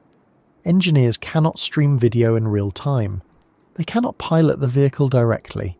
They must rely on status reports sent at intervals. If a problem arises, the vehicle must resolve it on its own, or return to the surface prematurely. The limitations of communication restrict the complexity of tasks that AUVs can perform. Cost adds another layer of limitation. Building a Hadal-capable vehicle requires specialized materials, custom manufacturing, and rigorous testing. Few research institutions have the resources to invest in such equipment. Maintaining these vehicles also costs money.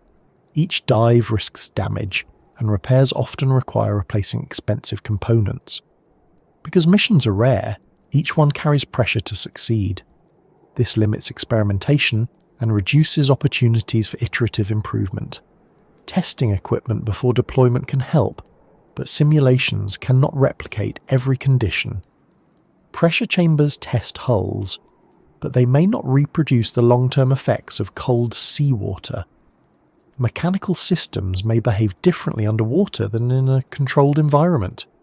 Engineers must anticipate failures that they have never seen before. Even small oversights can result in major problems at depth. Human-operated submersibles face additional restrictions. While they offer the advantage of direct observation, they require even more robust construction. Life support systems must operate flawlessly. Windows must withstand pressure. The vessel must maintain a stable internal environment despite external conditions. These requirements make crewed vehicles more complex and expensive to build. As a result, very few crewed submersibles can reach Hadal depths, and their dives remain rare. Every part of Hadal engineering involves trade-offs. A vehicle designed to maximize strength might sacrifice maneuverability. One built to carry large samples might sacrifice endurance. One optimized for mapping might carry fewer scientific instruments. Engineers must decide what matters most for each mission, knowing that no single vehicle can address every challenge. Even when a vehicle succeeds in reaching the bottom and returning safely, the limitations of materials show up afterward. Pressure cycles can fatigue metals. Seals may require replacement. Electronics may need recalibration. The vehicle might need months of maintenance before its next dive. This reduces the number of missions it can complete in a given year.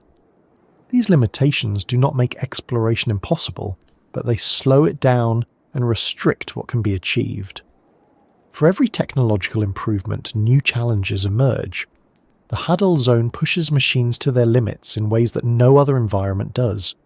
Unlike space, where the primary challenge is the absence of pressure, the deep ocean challenges machines with both presence and magnitude of pressure, combined with darkness, cold, unpredictable terrain, and limited communication.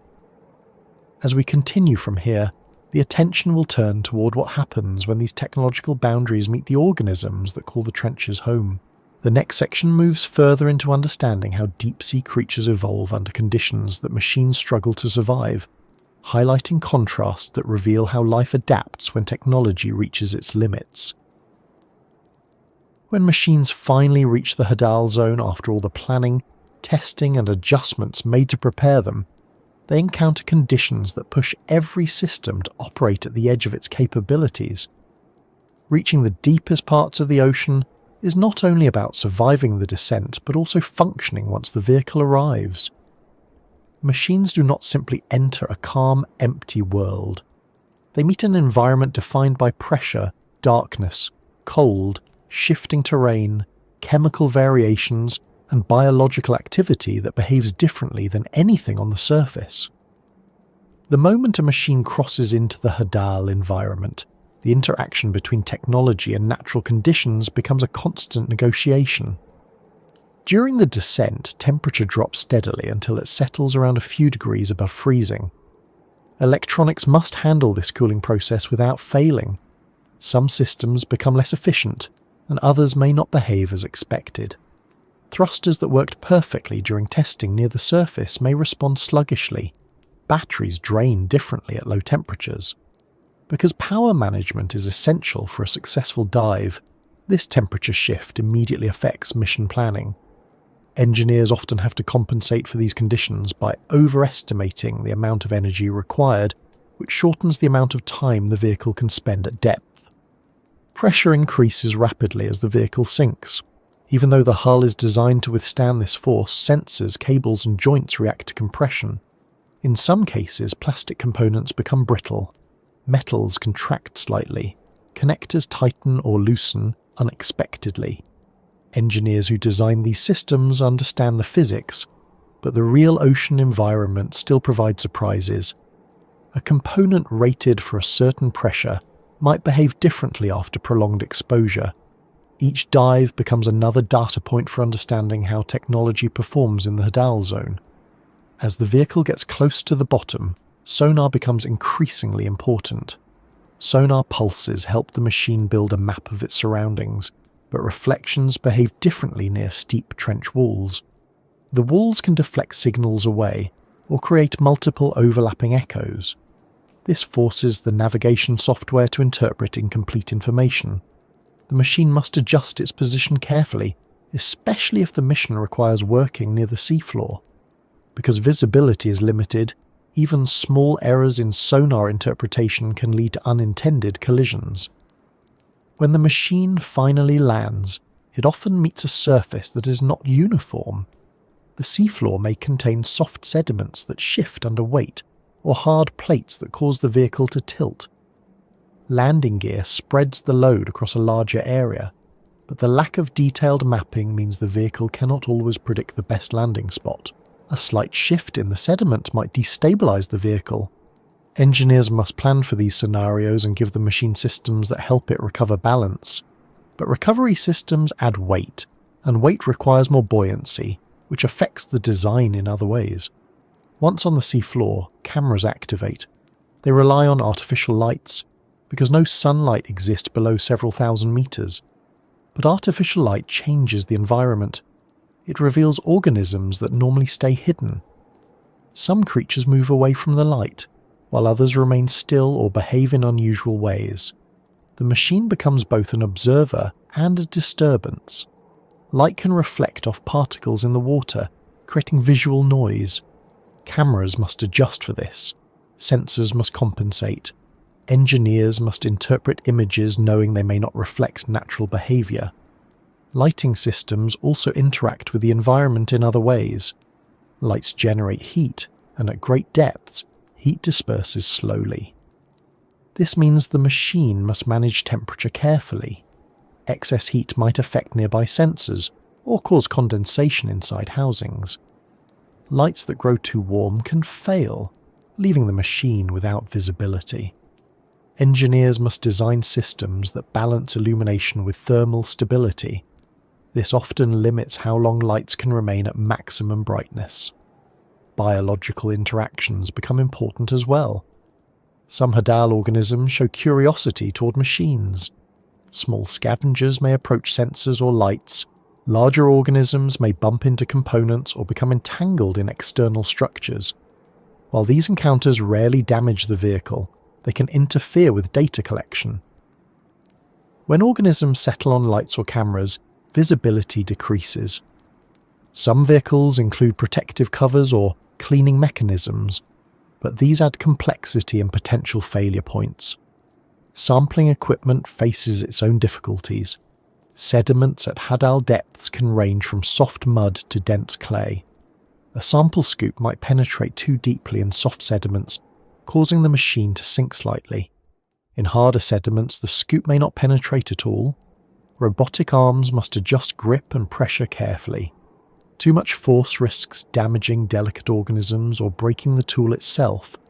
Too little force leaves the sample incomplete. Engineers must program robotic arms to operate with precise movements, despite the challenges created by pressure and temperature.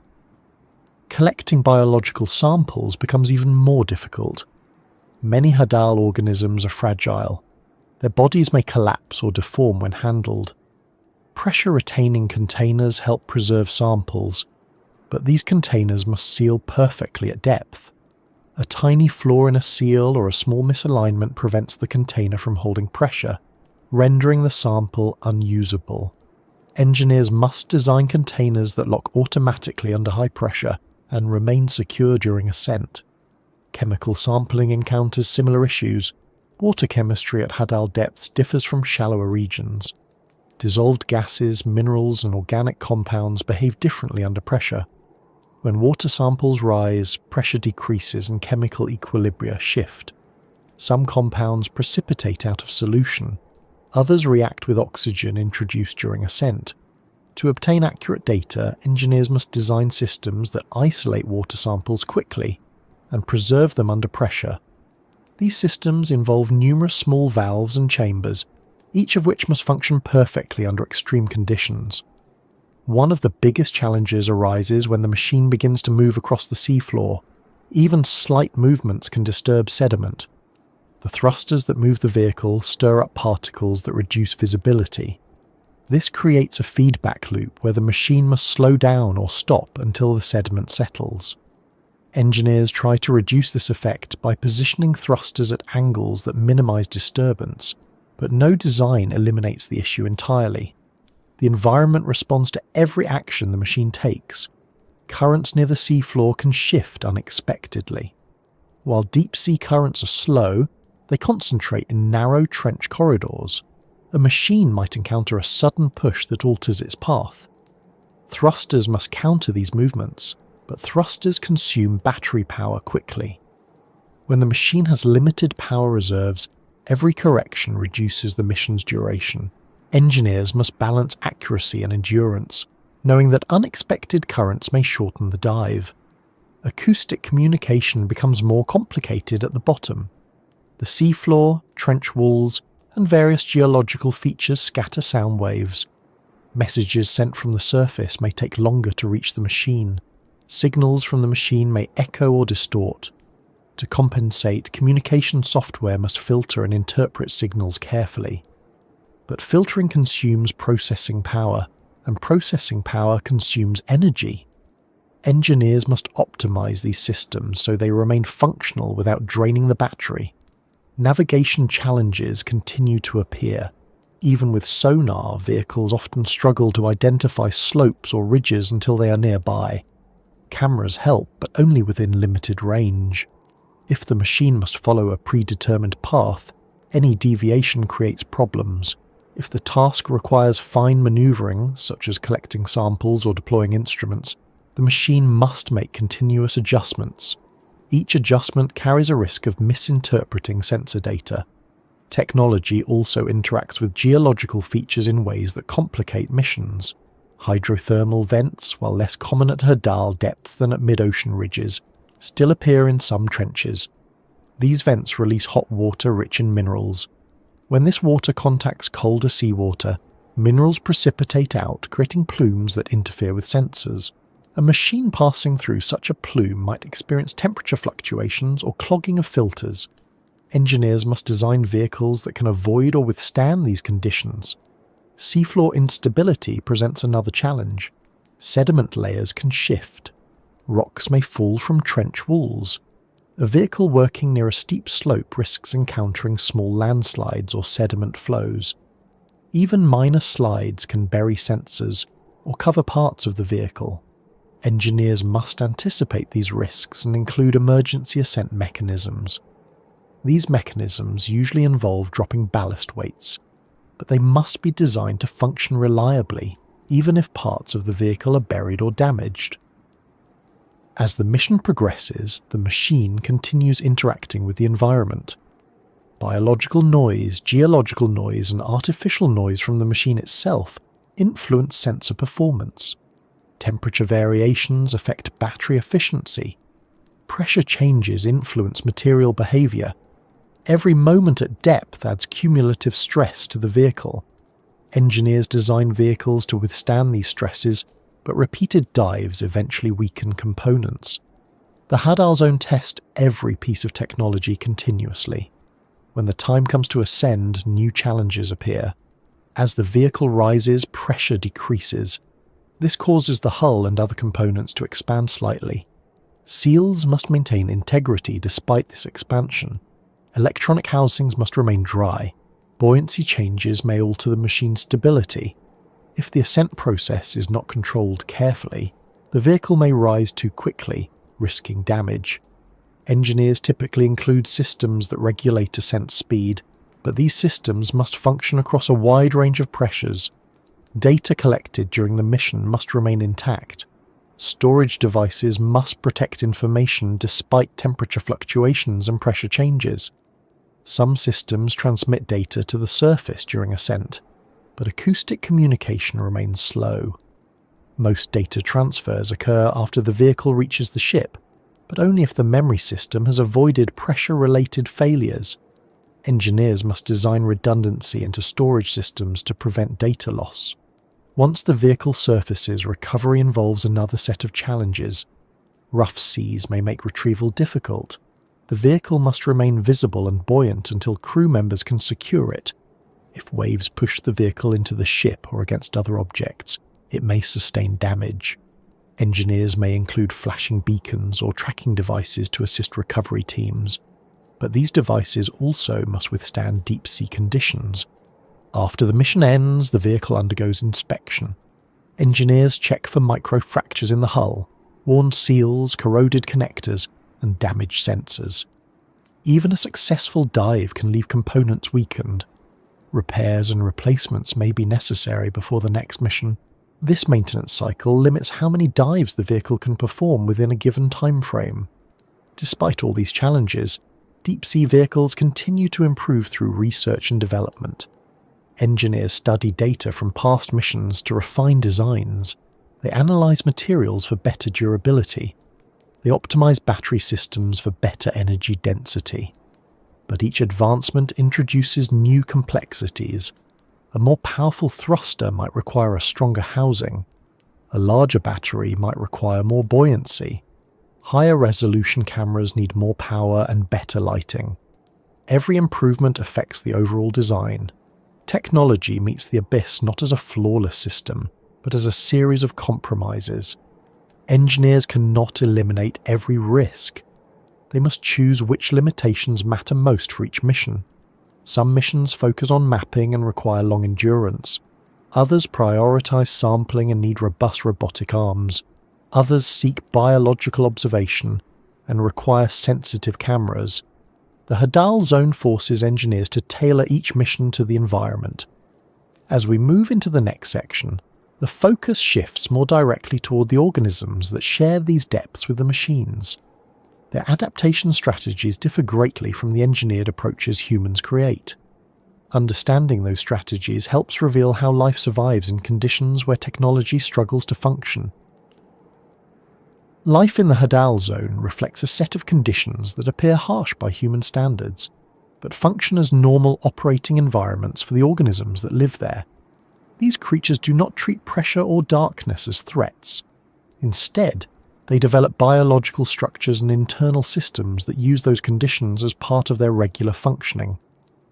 Every adaptation they evolve solves a problem that machines struggle with. which is why the contrast between engineered solutions and biological ones becomes so clear at these depths. When looking closely at the organisms that inhabit trenches, it becomes easier to understand why life can thrive in places where technology faces constant limitations. Most of the organisms in the Hadal zone occupy niches shaped by limited food supply, low temperatures, and constant pressure. To survive, they rely on slow metabolism, efficient energy use, and structural simplicity. They don't waste energy on unnecessary features. They don't develop organs that don't serve a purpose. Every part of their anatomy contributes to stability and function under the conditions surrounding them. One example of adaptation appears in fish species that inhabit depths beyond 6,000 meters. These fish do not use gas-filled swim bladders to control buoyancy. A swim bladder would collapse instantly under Hadal pressure. Instead, they regulate buoyancy using fats, specialized proteins, and careful control of internal fluids. The distribution of these fluids helps the fish maintain neutral buoyancy without relying on structures that pressure could crush. Their muscles contain compounds that remain flexible at depth, preventing stiffness from cold temperatures and compression. Cellular adaptations become increasingly important as pressure rises. The cells of Hadal organisms contain molecules that stabilize proteins. Under immense pressure, proteins risk unfolding or misfolding, which disrupts their function. Shallow water organisms do not face this problem, so their tissues would fail quickly if exposed to Hadal conditions. But Hadal species produce compounds that ensure proteins retain their structure. These compounds adjust how proteins move and bend, preventing the damage that pressure might cause. Cell membranes also adapt. A membrane must remain flexible enough to allow nutrients, ions, and signals to pass through, while staying stable in the surrounding conditions. Extreme pressure tends to compress membranes, making them rigid. To counter this, Hadal species adjust their lipid composition. They use molecules that maintain membrane fluidity, even when pressure compresses the surrounding water. These chemical changes allow cells to function normally, supporting metabolism, communication, and energy production. Organisms in the Hadal zone vary greatly in appearance. Some species resemble their shallower relatives but differ internally. Others look entirely distinct. For example, amphipods living in trenches have bodies adapted for maneuvering along sediments and capturing small particles. Their exoskeletons contain materials resistant to pressure.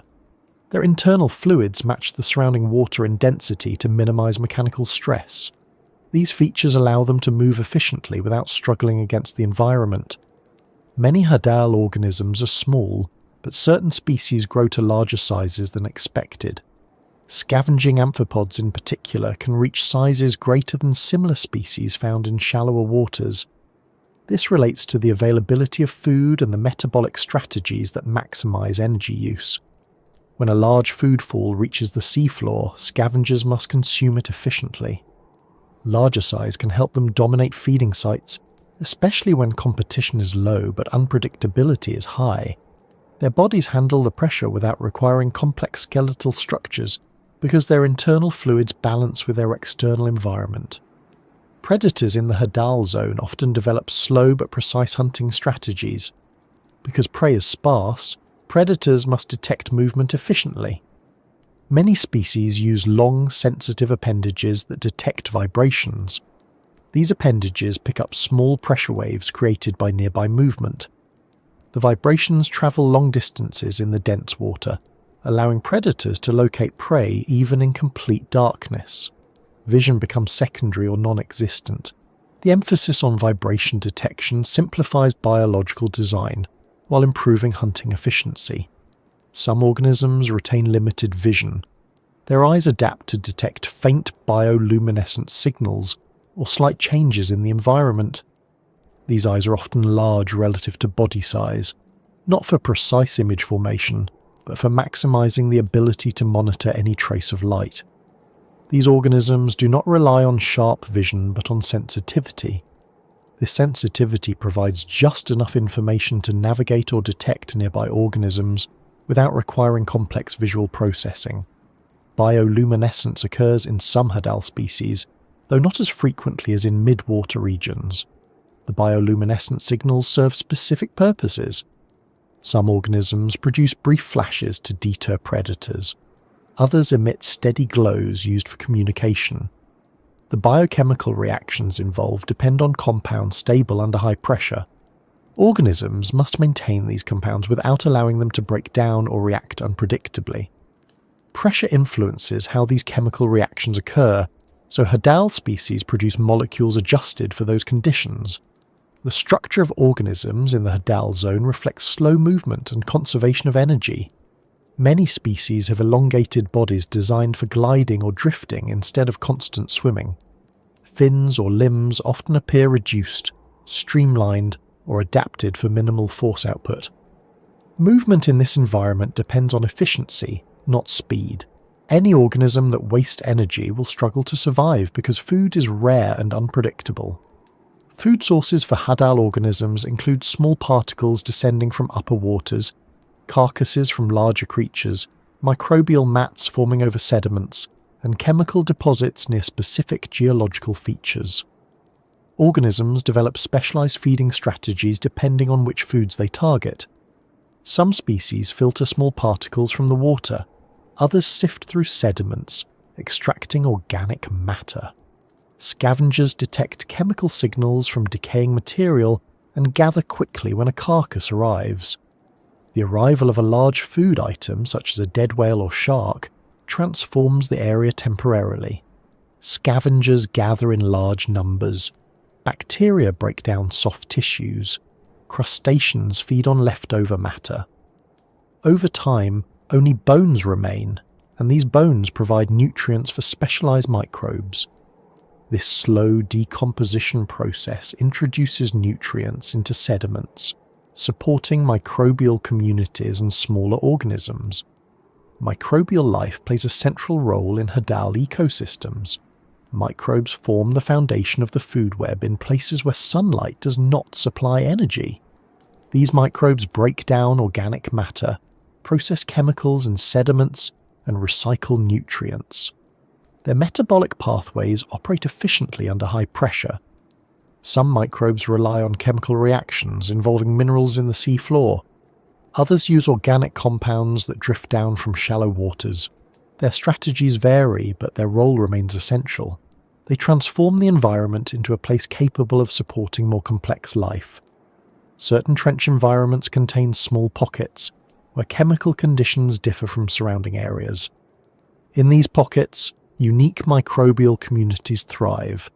These microbes influence the distribution of nutrients and the behavior of larger organisms. Their presence introduces variability into the ecosystem. Some organisms develop symbiotic relationships with microbes, relying on them for nutrition or chemical processing. These relationships support survival in environments lacking predictable resources.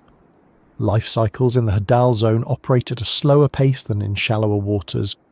Growth rates are lower because limited food restricts energy intake. Reproduction often depends on releasing eggs or larvae into the surrounding water. These eggs must survive long enough to encounter mates or drift into environments supportive of development. Parents rarely provide care. Instead, reproduction depends on probability. Organisms maximize reproductive success by producing many offspring or by timing releases with environmental cues. Larvae in the deep ocean often float into higher layers of the water column, where conditions are less extreme. As they grow, they descend gradually toward the Hadal zone.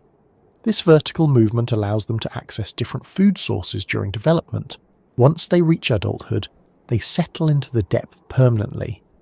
This life cycle distributes populations across different layers of the ocean, increasing the chances of survival. Competition for resources shapes many aspects of behavior. In an environment where food is scarce, organisms must avoid unnecessary conflict. Some species occupy narrow niches to reduce overlap. Slight variations in feeding strategy or movement pattern allow multiple species to coexist. For example, one species may feed primarily on suspended particles, while another focuses on sediment layers. Even small differences in preference reduce direct competition. Adaptations in body chemistry allow organisms to survive despite the cold temperatures. Enzymes must function efficiently at low thermal energy levels. If enzymes slow too much, essential reactions cannot occur. Hadal species evolve enzymes that remain active at near freezing temperatures. These enzymes differ chemically from those found in shallow water organisms. They bend and move more easily. Their structures remain flexible, maintaining reaction rates that support life. Pressure and temperature also influence reproduction timing. Some species reproduce throughout the year, while others use internal cycles. Without sunlight, seasonal cues become irrelevant. Reproductive behavior depends on internal rhythms or subtle environmental changes such as shifts in current patterns or food availability. Movement patterns reflect strategies that reduce energy expenditure. Instead of swimming constantly, many species drift using slow, controlled motions. Their bodies often contain gelatinous materials that increase buoyancy and reduce muscle needs. Gelatinous tissues compress slightly under pressure without losing function. These tissues do not require extensive blood supply or complex structure, making them efficient in an energy-poor environment. Certain organisms exhibit extreme fragility. Their bodies appear delicate when viewed through cameras. These species rely on the stability of the Hadal environment. Pressure, cold temperatures, and darkness remain constant, so they do not need thick protective structures. This fragility makes them vulnerable to changes in pressure or temperature. When brought to the surface, they often disintegrate or lose their shape. This creates difficulties for researchers attempting to study them. Because of these adaptations, Hadal organisms rarely survive outside their native depth. Even slight pressure changes can disrupt internal chemistry. Their bodies depend on equilibrium with their environment. This equilibrium makes them highly specialized but limits their ability to move beyond their niche. Machines entering the Hadal zone temporarily disrupt local conditions, but organisms quickly adjust when the disturbance passes. Predation at depth occurs without the speed or aggression seen in shallow waters.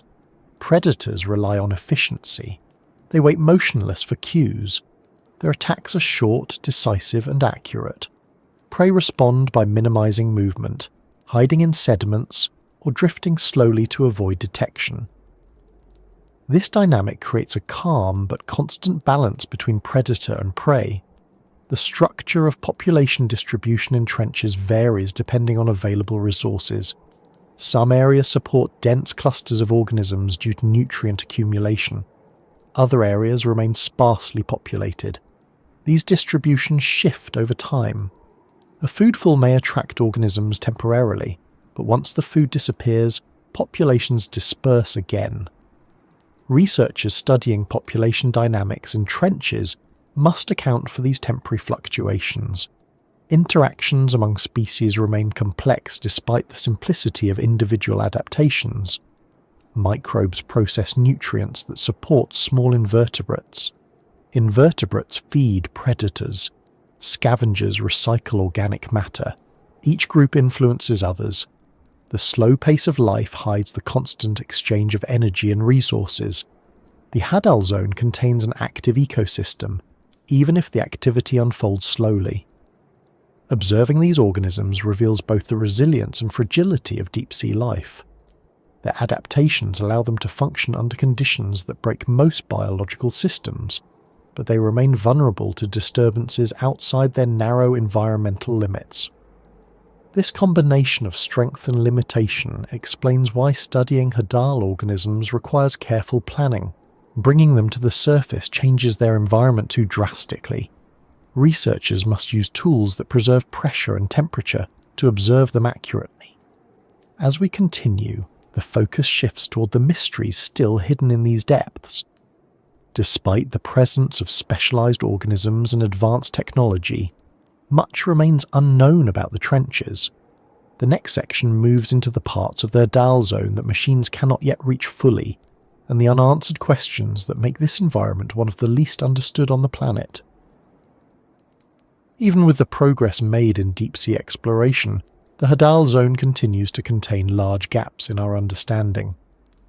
The combination of pressure, darkness, terrain, and the limits of equipment creates areas that remain unseen. Not unseen in the sense that they are hidden behind obstacles, but unseen because reaching them consistently and safely is still beyond current capability. This gap between what we know and what we suspect introduces uncertainty into almost every scientific question about the trenches.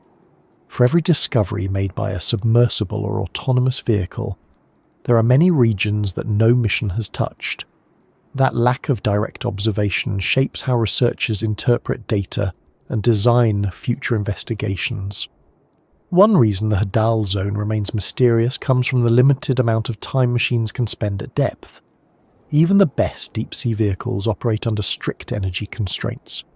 Batteries must power navigation, thrusters, lights, cameras, sensors, robotic arms, and onboard processors.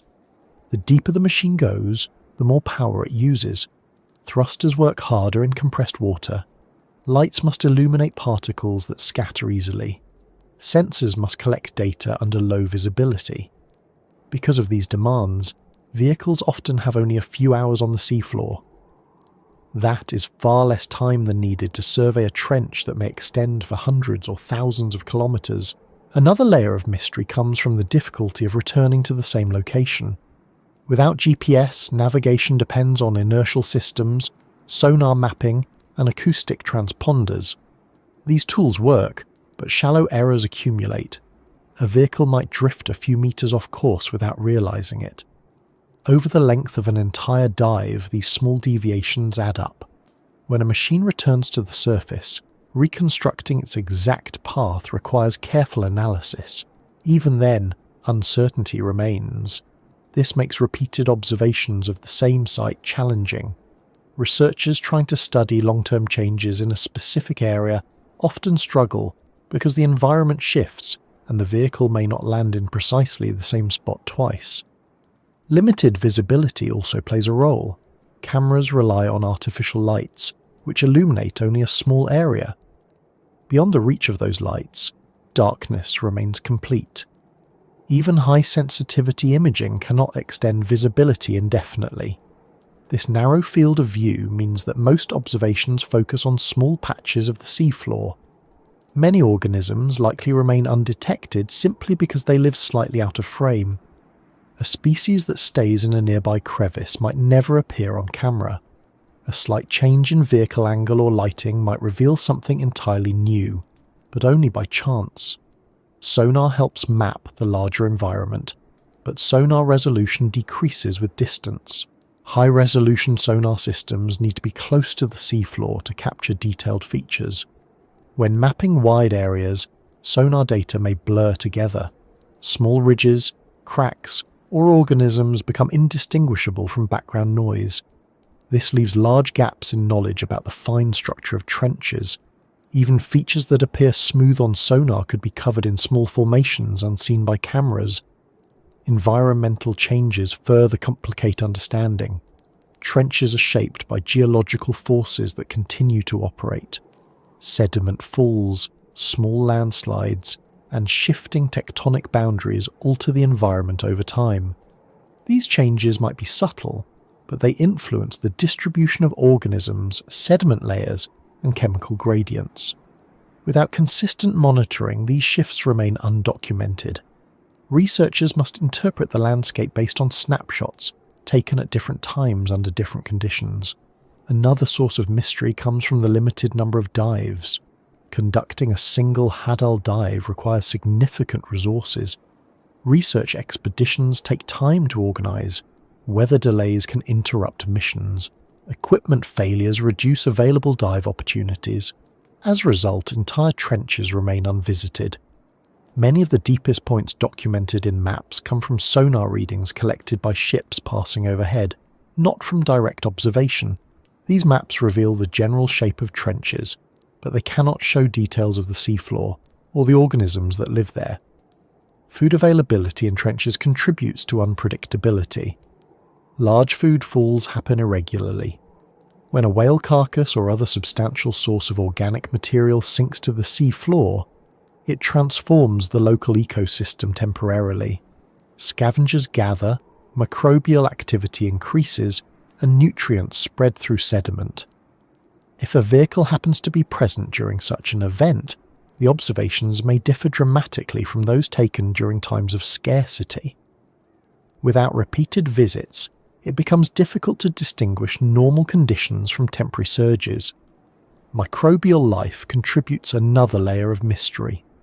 Microbes occupy every part of the trench environment, including sediment layers, rock surfaces, and water pockets. Many of these microbes operate under conditions that remain difficult to replicate in laboratories. Pressure-retaining systems help preserve samples, but some microbes still fail to survive the journey. This means researchers often rely on indirect measurements, chemical analysis, and genetic sequencing rather than direct observation. Without full understanding of microbial behavior, the roles these organisms play in nutrient cycles remain partly speculative. Chemical gradients also shape the environment in ways that remain incompletely understood. Variations in salinity, dissolved gases, and mineral content occur at fine scales. Some areas experience slight chemical differences due to local geological activity. These differences influence which organisms can survive and how they function. Because deep-sea vehicles cannot sample every region, researchers must infer patterns based on limited data. A region that appears chemically uniform may contain multiple distinct microenvironments that only detailed sampling could reveal. Another complication arises from the behavior of organisms. Some Hadal species remain hidden in sediments. Others drift through the water column and only appear at depth occasionally. Some move through narrow crevices that cameras cannot reach. A few species may spend most of their lives in areas too steep or too unstable for vehicles to approach safely. These organisms remain unknown, not because they are rare, but because they inhabit spaces technology struggles to access. The movement of water adds yet another variable. Deep-sea currents shift sediments, transport organic matter, and influence the distribution of organisms. These currents change slowly over time, and their patterns differ between trenches. In some areas, currents carry nutrients from upper layers. In others, they concentrate particles in specific pockets. The presence or absence of these currents affects local ecosystems. Without detailed measurements across large regions, researchers cannot fully understand how currents shape biological patterns. Geological activity also contributes to uncertainty. Subduction zones, where one tectonic plate moves beneath another, create trenches. These processes continue today. Earthquakes, fault shifts, and volcanic activity alter the environment. Even small geological events may create temperature or chemical anomalies. These events might last hours, days, or longer. Without continuous monitoring, researchers may never detect them. The data that does exist captures only brief periods, leaving many geological processes unexplored. The limitations of technology also affect how researchers interpret data. Instruments provide measurements, but these measurements require context. A temperature reading becomes meaningful only when compared to surrounding data. A chemical reading needs comparison with nearby areas. A biological observation needs knowledge of population distribution. Because data sets remain incomplete, interpretations often include uncertainty. Researchers must identify patterns based on small amounts of information and then test these hypotheses in future missions. Some of the mystery arises from the difficulty of studying life under extreme pressure. Even when samples reach the surface safely, recreating Hadal conditions in laboratories remains challenging. Pressure chambers help, but they cannot perfectly recreate the natural environment. Subtle differences affect experimental results. For example, pressure influences enzyme function, membrane behavior, and chemical reactions. These interactions may differ slightly in artificial systems. Researchers must interpret results cautiously, understanding that laboratory conditions may not fully match natural ones. The structure of trenches varies greatly, and each variation influences what researchers can observe. Some trenches have steep walls that prevent machines from entering certain zones. Others contain complex networks of ridges and basins. Some have large flat floors, while others contain uneven surfaces. The variation affects how organisms distribute themselves and how vehicles move. Each trench becomes a unique environment with its own patterns, challenges, and features. The scale of trenches contributes to the mystery. A trench might be hundreds of kilometers long and several kilometers deep. Surveying even a small portion thoroughly takes time and resources. Even when vehicles cover significant ground, their field of view remains limited. Large expanses remain unexplored simply because missions cannot cover enough area. The problem becomes similar to exploring a vast landscape using only small windows spaced far apart. Another layer of mystery comes from the way trenches isolate biological populations. Many Hadal species may exist only in a single trench or even a single section of a trench. Genetic studies indicate that species separated by relatively small distances may diverge significantly. This suggests that trenches function like islands, with limited connectivity. If a vehicle visits only one trench, it might miss entirely different species living elsewhere. Because each trench may host unique organisms, the full diversity of Hadal life likely exceeds current estimates.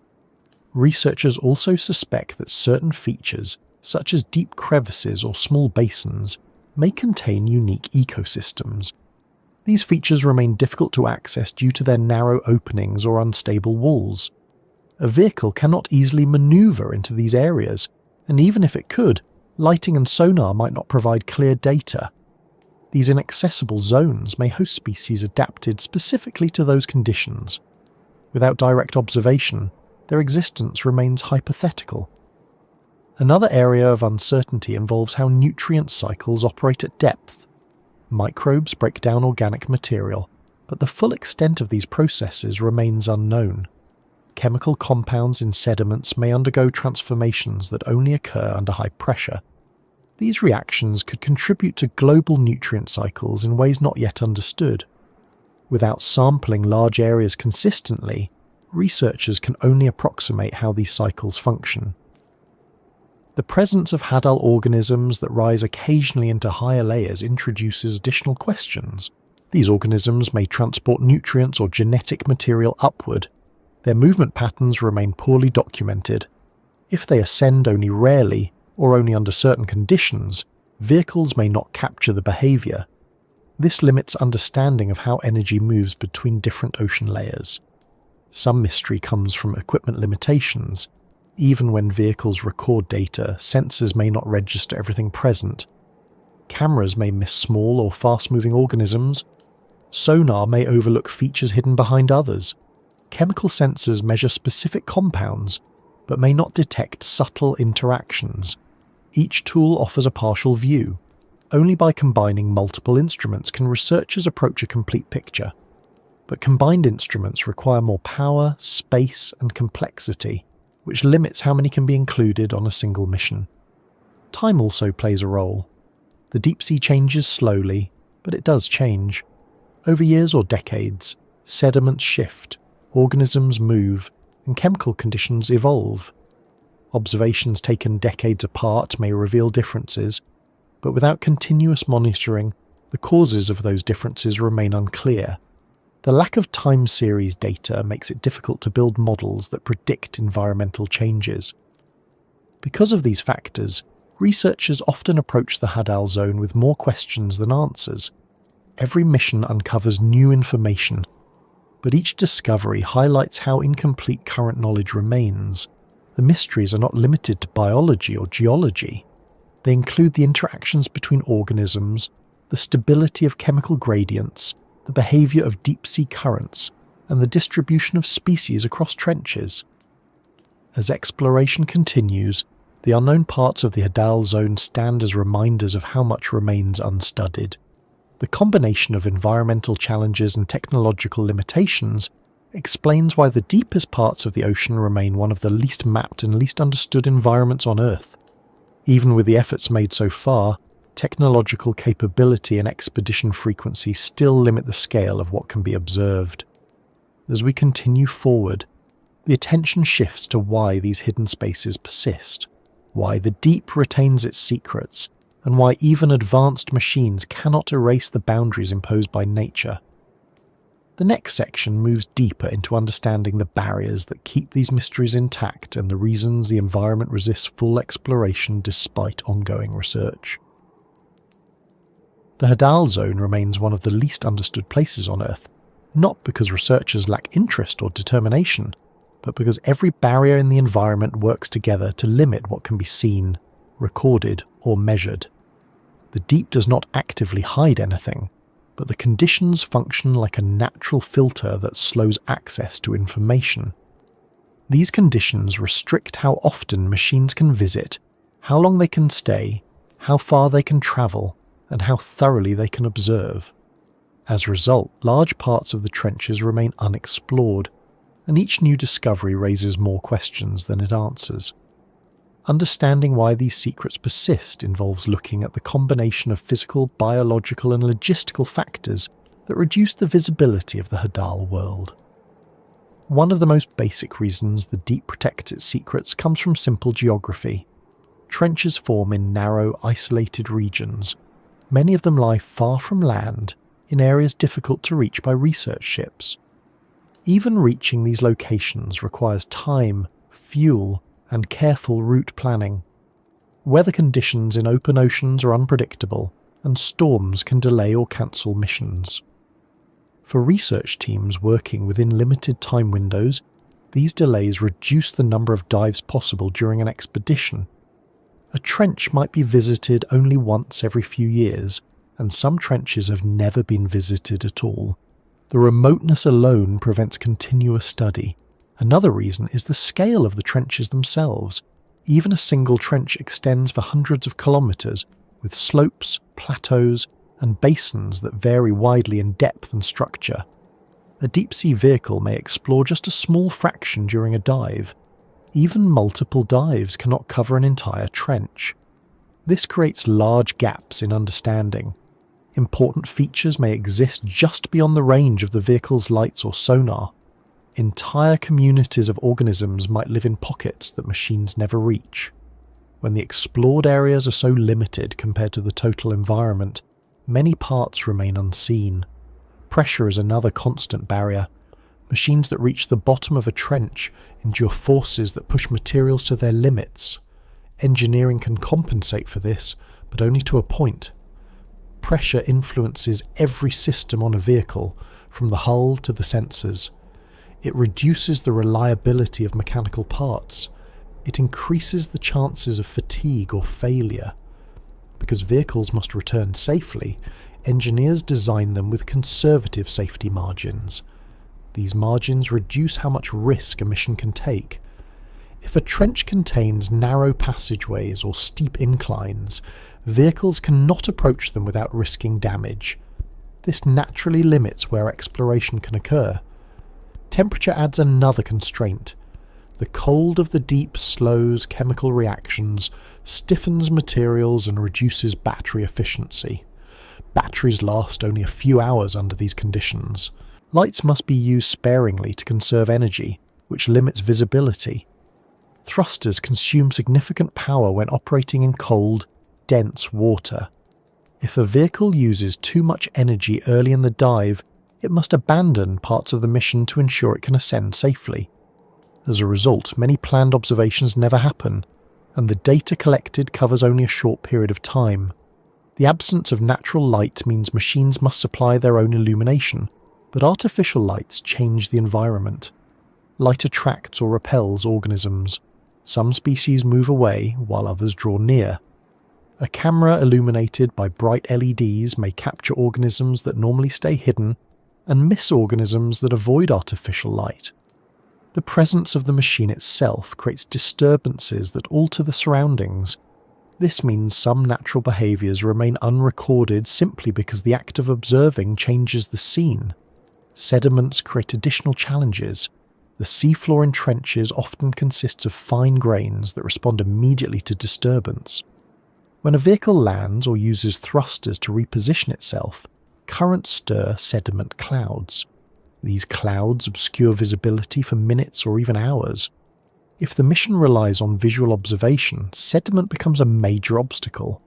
Even small adjustments in positioning can create large clouds that block cameras. Because sediment settles slowly in still water, vehicles must wait or navigate blindly. This limits how many tasks can be completed in a single dive. Terrain complexity plays a major role in protecting the deep secrets. Trenches contain steep walls, narrow ridges, deep basins, and unpredictable slopes. Some areas are too steep for vehicles to land safely. Others contain unstable sediments that might slide if disturbed. Rocks may fall from heights when vibrations from thrusters shake loose debris. Engineers must avoid these hazards. This means many areas, especially those with complex features, remain unreachable. Even when sonar indicates interesting formations, vehicles cannot approach without taking significant risks. As a result, some of the most geologically interesting structures remain unobserved. Communication limitations add another barrier. Acoustic signals must travel through thousands of meters of water before reaching the surface. These signals distort, scatter, and weaken. Communication delays make real-time control difficult. If a vehicle encounters unexpected conditions, operators may be unable to intervene. Vehicles must operate autonomously, which restricts the complexity of missions. Complicated tasks requiring fine control, such as approaching a narrow opening or collecting delicate samples, become impractical. Without precise control, many areas cannot be explored thoroughly. Biological factors contribute to the mystery as well. Many Hadal species remain hidden within sediments or small crevices. These organisms do not move through open water often. They may appear only under specific conditions. Because machines cannot remain at depth for long periods, they observe only a small slice of biological activity. Seasonal changes, reproductive events, feeding cycles, and other behaviors may go unrecorded. If an organism appears only rarely, or only in specific microhabitats, the chance of detection decreases further. Some organisms behave unpredictably when disturbed. The arrival of a submersible introduces sound, vibration, and light. Sensitive species may retreat, others may freeze, altering their typical movement patterns. This makes it difficult to study natural interactions. When behavior changes in response to observation, researchers cannot build accurate models of ecosystem dynamics. This gap between observed behavior and natural behavior keeps many biological processes unknown. Chemical gradients complicate study even more. Trenches contain variations in mineral content, salinity, dissolved gases, and temperature.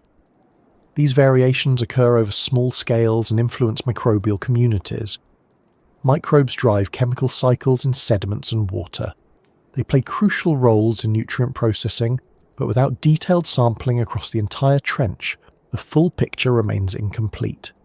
Because sampling equipment must operate within pressure-resistant housings, it cannot easily collect multiple small samples across a wide area during a single dive. Time and energy limits restrict how many samples a mission can gather. Another factor that protects the deep secrets is the unpredictability of geological events. Even small earthquakes can reshape parts of a trench. Landslides may bury sections of the seafloor or reopen previously inaccessible areas. Hydrothermal activity may emerge or disappear. These changes occur irregularly and without warning. A single dive cannot capture these shifts. Without constant monitoring, the geological timeline remains fragmented. The environment changes slowly compared to human timescales, but even small shifts influence where organisms live and how resources distribute. The separation between trenches creates another layer of mystery. Each trench functions like an isolated ecosystem. Populations remain separated by geography, pressure extremes, and incompatible environmental conditions. Organisms from one trench seldom migrate to another. This isolation leads to specialization. Species evolve traits unique to local conditions. Without exploring every trench extensively, researchers cannot know how many unique species exist. Many species identified from genetic sequencing may represent organisms never directly observed. Structural features within trenches hide microenvironments that resist exploration.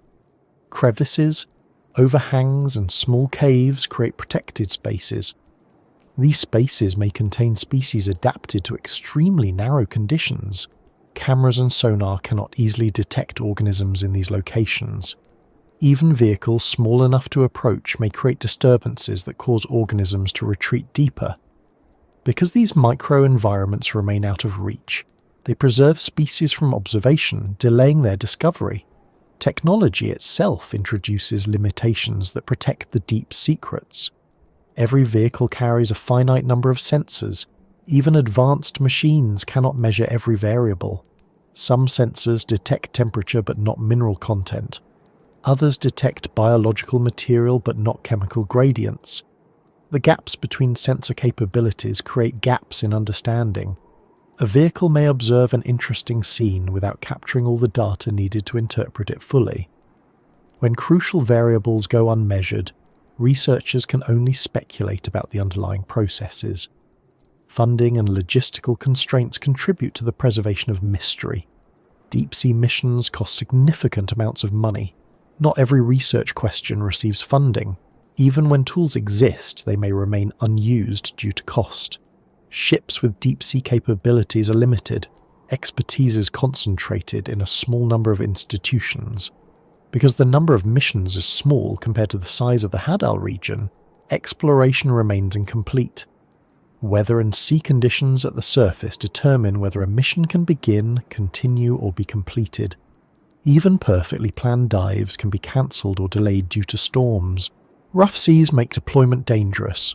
High winds or unstable wave patterns increase the risk of equipment loss. Because deep-sea missions require calm conditions for safe, lowering and retrieval of vehicles, weather windows limit opportunities for research. Another barrier comes from the fragility of the environment. If researchers attempt to explore certain areas too aggressively, they risk damaging ecosystems or destroying delicate structures. Ethical considerations require caution. When the environment contains species that cannot survive pressure changes, sampling must be limited. This further reduces what can be observed directly. Researchers must balance curiosity with responsibility, which restricts access to certain types of data. The deep secrets persist partly because of the slow pace of life. Biological processes unfold over long timescales. Growth, decay, reproduction, and nutrient cycles progress slowly. A short-term observation may not capture the processes fully. Without long-term monitoring, researchers cannot identify patterns that take years or decades to form. But long-term monitoring requires instruments capable of staying at depth for extended periods. These instruments must withstand pressure, avoid battery depletion, and survive potential geological disturbances. Designing such long-lasting equipment remains difficult. Communication limits affect long-term monitoring as well.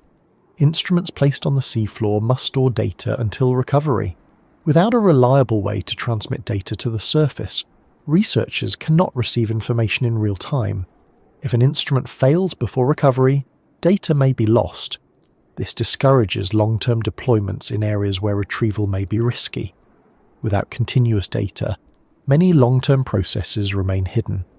Another reason the Hadal zone retains secrets is the unpredictability of rare events. Some biological or geological phenomena occur only occasionally. A large food fall might happen once every few years. A rare species may migrate into a region only under specific conditions. If a vehicle is not present at the right moment, these events go undocumented. Because missions occur infrequently, the likelihood of capturing rare events remains low. The immense pressure protects certain materials and structures by preventing them from being easily disturbed.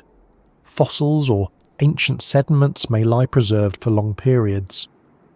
But because reaching these layers requires drilling or sediment penetration, researchers cannot access them easily. Pressure makes such operations difficult. Drilling tools must be extremely robust. Sediment cores may collapse during ascent. These limitations reduce access to geological history contained within trench sediments. Another barrier comes from safety concerns. Every mission carries risk. If a vehicle becomes trapped or damaged, recovery may be impossible. Institutions must weigh the value of exploration against the potential loss of expensive equipment. This cautious approach leads to conservative mission plans. Even when interesting features appear, vehicles may avoid approaching them if the risk is too high. This preserves the unknown but protects valuable tools. Despite these barriers, exploration continues to advance. But each advancement reveals new complexity. The deeper researchers go, the more variation they encounter. Every new discovery expands the list of unanswered questions. The Hadal zone protects its secrets not through intentional concealment, but through the sheer difficulty of accessing the environment fully.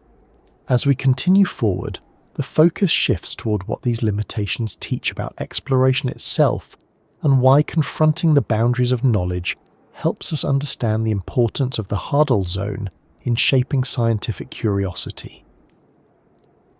Spending time examining the Hadal zone, whether through scientific research, cautious exploration, or thoughtful reflection, leads to a recurring realization. The deepest parts of the ocean highlight how much of the world remains outside direct human reach. They underline the limits of our tools and the scale of our ignorance.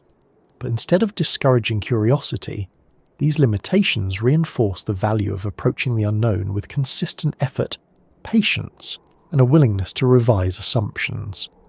Studying the trenches shows how much remains undiscovered, not just because of environmental barriers, but because certain forms of knowledge require long-term commitment and gradual progress. This perspective becomes clearer when considering what the Hadal zone reveals about the process of discovery itself. One of the first insights that emerges from studying the Hadal zone is that knowledge often depends on incomplete information. Researchers rarely get a complete view of a trench.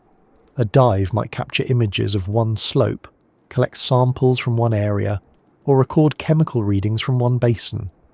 Each piece of data contributes to a larger picture, but the picture remains unfinished. This incomplete nature of deep-sea exploration demonstrates the value of working with partial understanding while planning for future observations. Instead of waiting for perfect data, scientists analyze what is available and build hypotheses that can be tested gradually. This approach applies not only to oceanography, but to any field where direct observation is difficult. Another insight comes from recognizing how certain environments demand specialized approaches. Tools built for shallow water fail in deeper regions. Materials that perform well at the surface behave differently under pressure. Machines that function reliably in laboratories encounter unexpected issues in the field. The Hadal zone shows that methods must adapt to conditions rather than forcing conditions to fit preferred methods. This flexibility helps researchers design equipment suited to the specific challenges of extreme environments. It also encourages the development of new technologies that might later find uses beyond ocean exploration. A related lesson involves the importance of collaboration. No single researcher or institution can explore the Hadal zone alone. Missions require ships, crews, engineers, biologists, geologists, chemists, and data analysts. They require international cooperation because trenches lie in different parts of the world and demand diverse expertise. When multiple groups share findings, the overall understanding grows faster than any isolated effort could achieve. The Hadal zone illustrates how complex problems benefit from multiple perspectives and skill sets. It reinforces that large-scale scientific progress depends on cooperation rather than solitary work. Studying the deep also reveals the value of persistence. Many missions fail. A vehicle might malfunction. A sampling tool might jam. Weather might cancel a dive. Even successful dives may provide less data than expected. Yet researchers continue to plan new missions because each attempt yields something useful. Persistence becomes part of the process. The Hadal zone teaches that progress often comes from repeated efforts, rather than dramatic breakthroughs. Even small gains accumulate over time. This gradual approach applies to many forms of scientific and personal inquiry, demonstrating that consistency can accomplish what speed cannot. Another insight involves the unpredictability of discovery. Researchers may dive with specific goals but find something entirely unexpected. A new species might appear on camera. A geological formation might contradict existing maps. Chemical readings might indicate previously unknown processes. These surprises show that exploration is not always linear. Sometimes the most significant findings occur while investigating unrelated questions. The Hadal zone reminds researchers that discovery often occurs alongside uncertainty, and embracing that uncertainty can lead to valuable insights. The deep also highlights how scale shapes perception. The trenches contain enormous distances, pressures, and time frames. Observing these scales forces researchers to adjust how they think about environments. Processes that appear slow or static from a human perspective may be dynamic when viewed across geological or evolutionary timelines. The Hadal zone demonstrates that understanding an environment requires acknowledging its scale. This perspective encourages patience and prevents premature conclusions based on limited observations. Biological findings in the Hadal zone teach additional lessons. Organisms survive by adapting to specific conditions.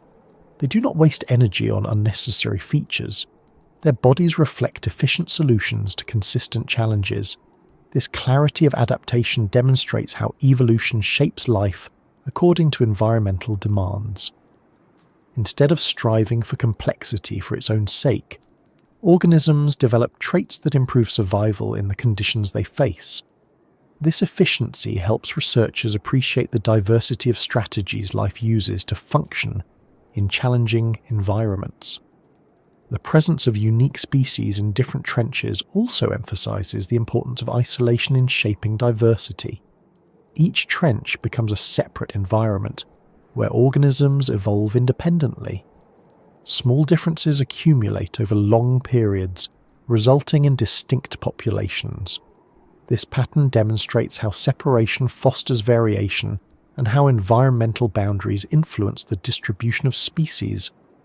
The Hadal zone offers a clear example of how life evolves uniquely in different conditions, even when the differences between trenches appear subtle. The fragility of Hadal organisms provides another insight. Their bodies function perfectly at depth, but collapse when removed from those conditions. This fragility shows how survival depends on environmental stability. It also illustrates how studying certain species requires careful handling to avoid damaging them. The need for specialized equipment to preserve pressure-sensitive organisms reveals how much work remains before researchers can fully understand deep-sea biology. It also shows that certain forms of knowledge require indirect approaches or new technologies not yet developed. The Hadal zone demonstrates the importance of scale in time as well as space. Processes at depth unfold slowly. Growth rates are low. Reproductive cycles extend over long periods. Chemical reactions proceed gradually. Observing these slow processes requires patience. Researchers may need long-term monitoring equipment or repeated visits over years. The environment shows that not everything can be understood quickly. Some systems reveal their patterns only when studied over long timescales. This encourages a broader view of research that considers decades rather than days. Another insight involves the limitations of human perception. Humans rely heavily on vision, but vision becomes irrelevant in total darkness. Machines use lights, but lights illuminate only narrow areas. Sonar and other sensors capture different kinds of data, but each has limits. Studying the deep requires tools that extend perception beyond normal senses. This reliance on instruments highlights the constraints of human perspective and the need for technological extensions. It also shows how environments unfamiliar to human experience require new ways of interpreting information. The deep reveals the importance of designing systems that account for failure. Even well-tested equipment may malfunction. Pressure may cause unexpected mechanical issues. Sediment may clog thrusters. A battery may drain faster than anticipated. Engineers must anticipate these possibilities. They design redundancy into systems, allowing vehicles to recover from partial failures. This emphasis on resilience demonstrates how planning for failure increases the chances of success in complex environments. The Hadal zone also teaches that not all mysteries require immediate answers. Some questions remain open because solving them requires tools or techniques that do not yet exist. Instead of treating these gaps as failures, researchers view them as opportunities for future investigation. The presence of unsolved questions motivates technological development. It encourages exploration and innovation. The deep shows that mystery can inspire progress rather than hinder it. Another lesson comes from the way trenches preserve certain forms of knowledge. Sediment layers capture history. Chemical deposits reveal past conditions. Patterns in species distribution hint at ecological changes. These preserved records demonstrate how environments store information over long periods. But accessing this information remains difficult. Understanding it requires careful sampling, analysis, and interpretation. The deep shows that knowledge often exists but remains hidden until methods improve. The Hadal zone also highlights the importance of boundaries. Pressure, darkness, temperature, and terrain create natural limits. Instead of crossing those boundaries easily, researchers must work within them. These limits teach respect for physical constraints. They show that certain environments cannot be approached in the same way as others. They encourage creative problem solving and remind explorers that nature's rules remain non-negotiable. Another insight concerns the relationship between observation and disturbance. Even the act of exploring changes the environment slightly. Lights attract or repel organisms. Thrusters stir sediments. Cameras alter behavior. Recognizing this influence helps researchers interpret data more accurately. It reminds them that observation is not passive. The deep teaches that studying an environment requires awareness of how tools affect that environment. Studying the trenches reveals the value of incremental progress. Each dive builds on the previous one. Each sample refines understanding. Each measurement adds context. This gradual accumulation of knowledge demonstrates how large scientific questions can be approached through small steps. The Hadal zone teaches that progress does not always require large leaps.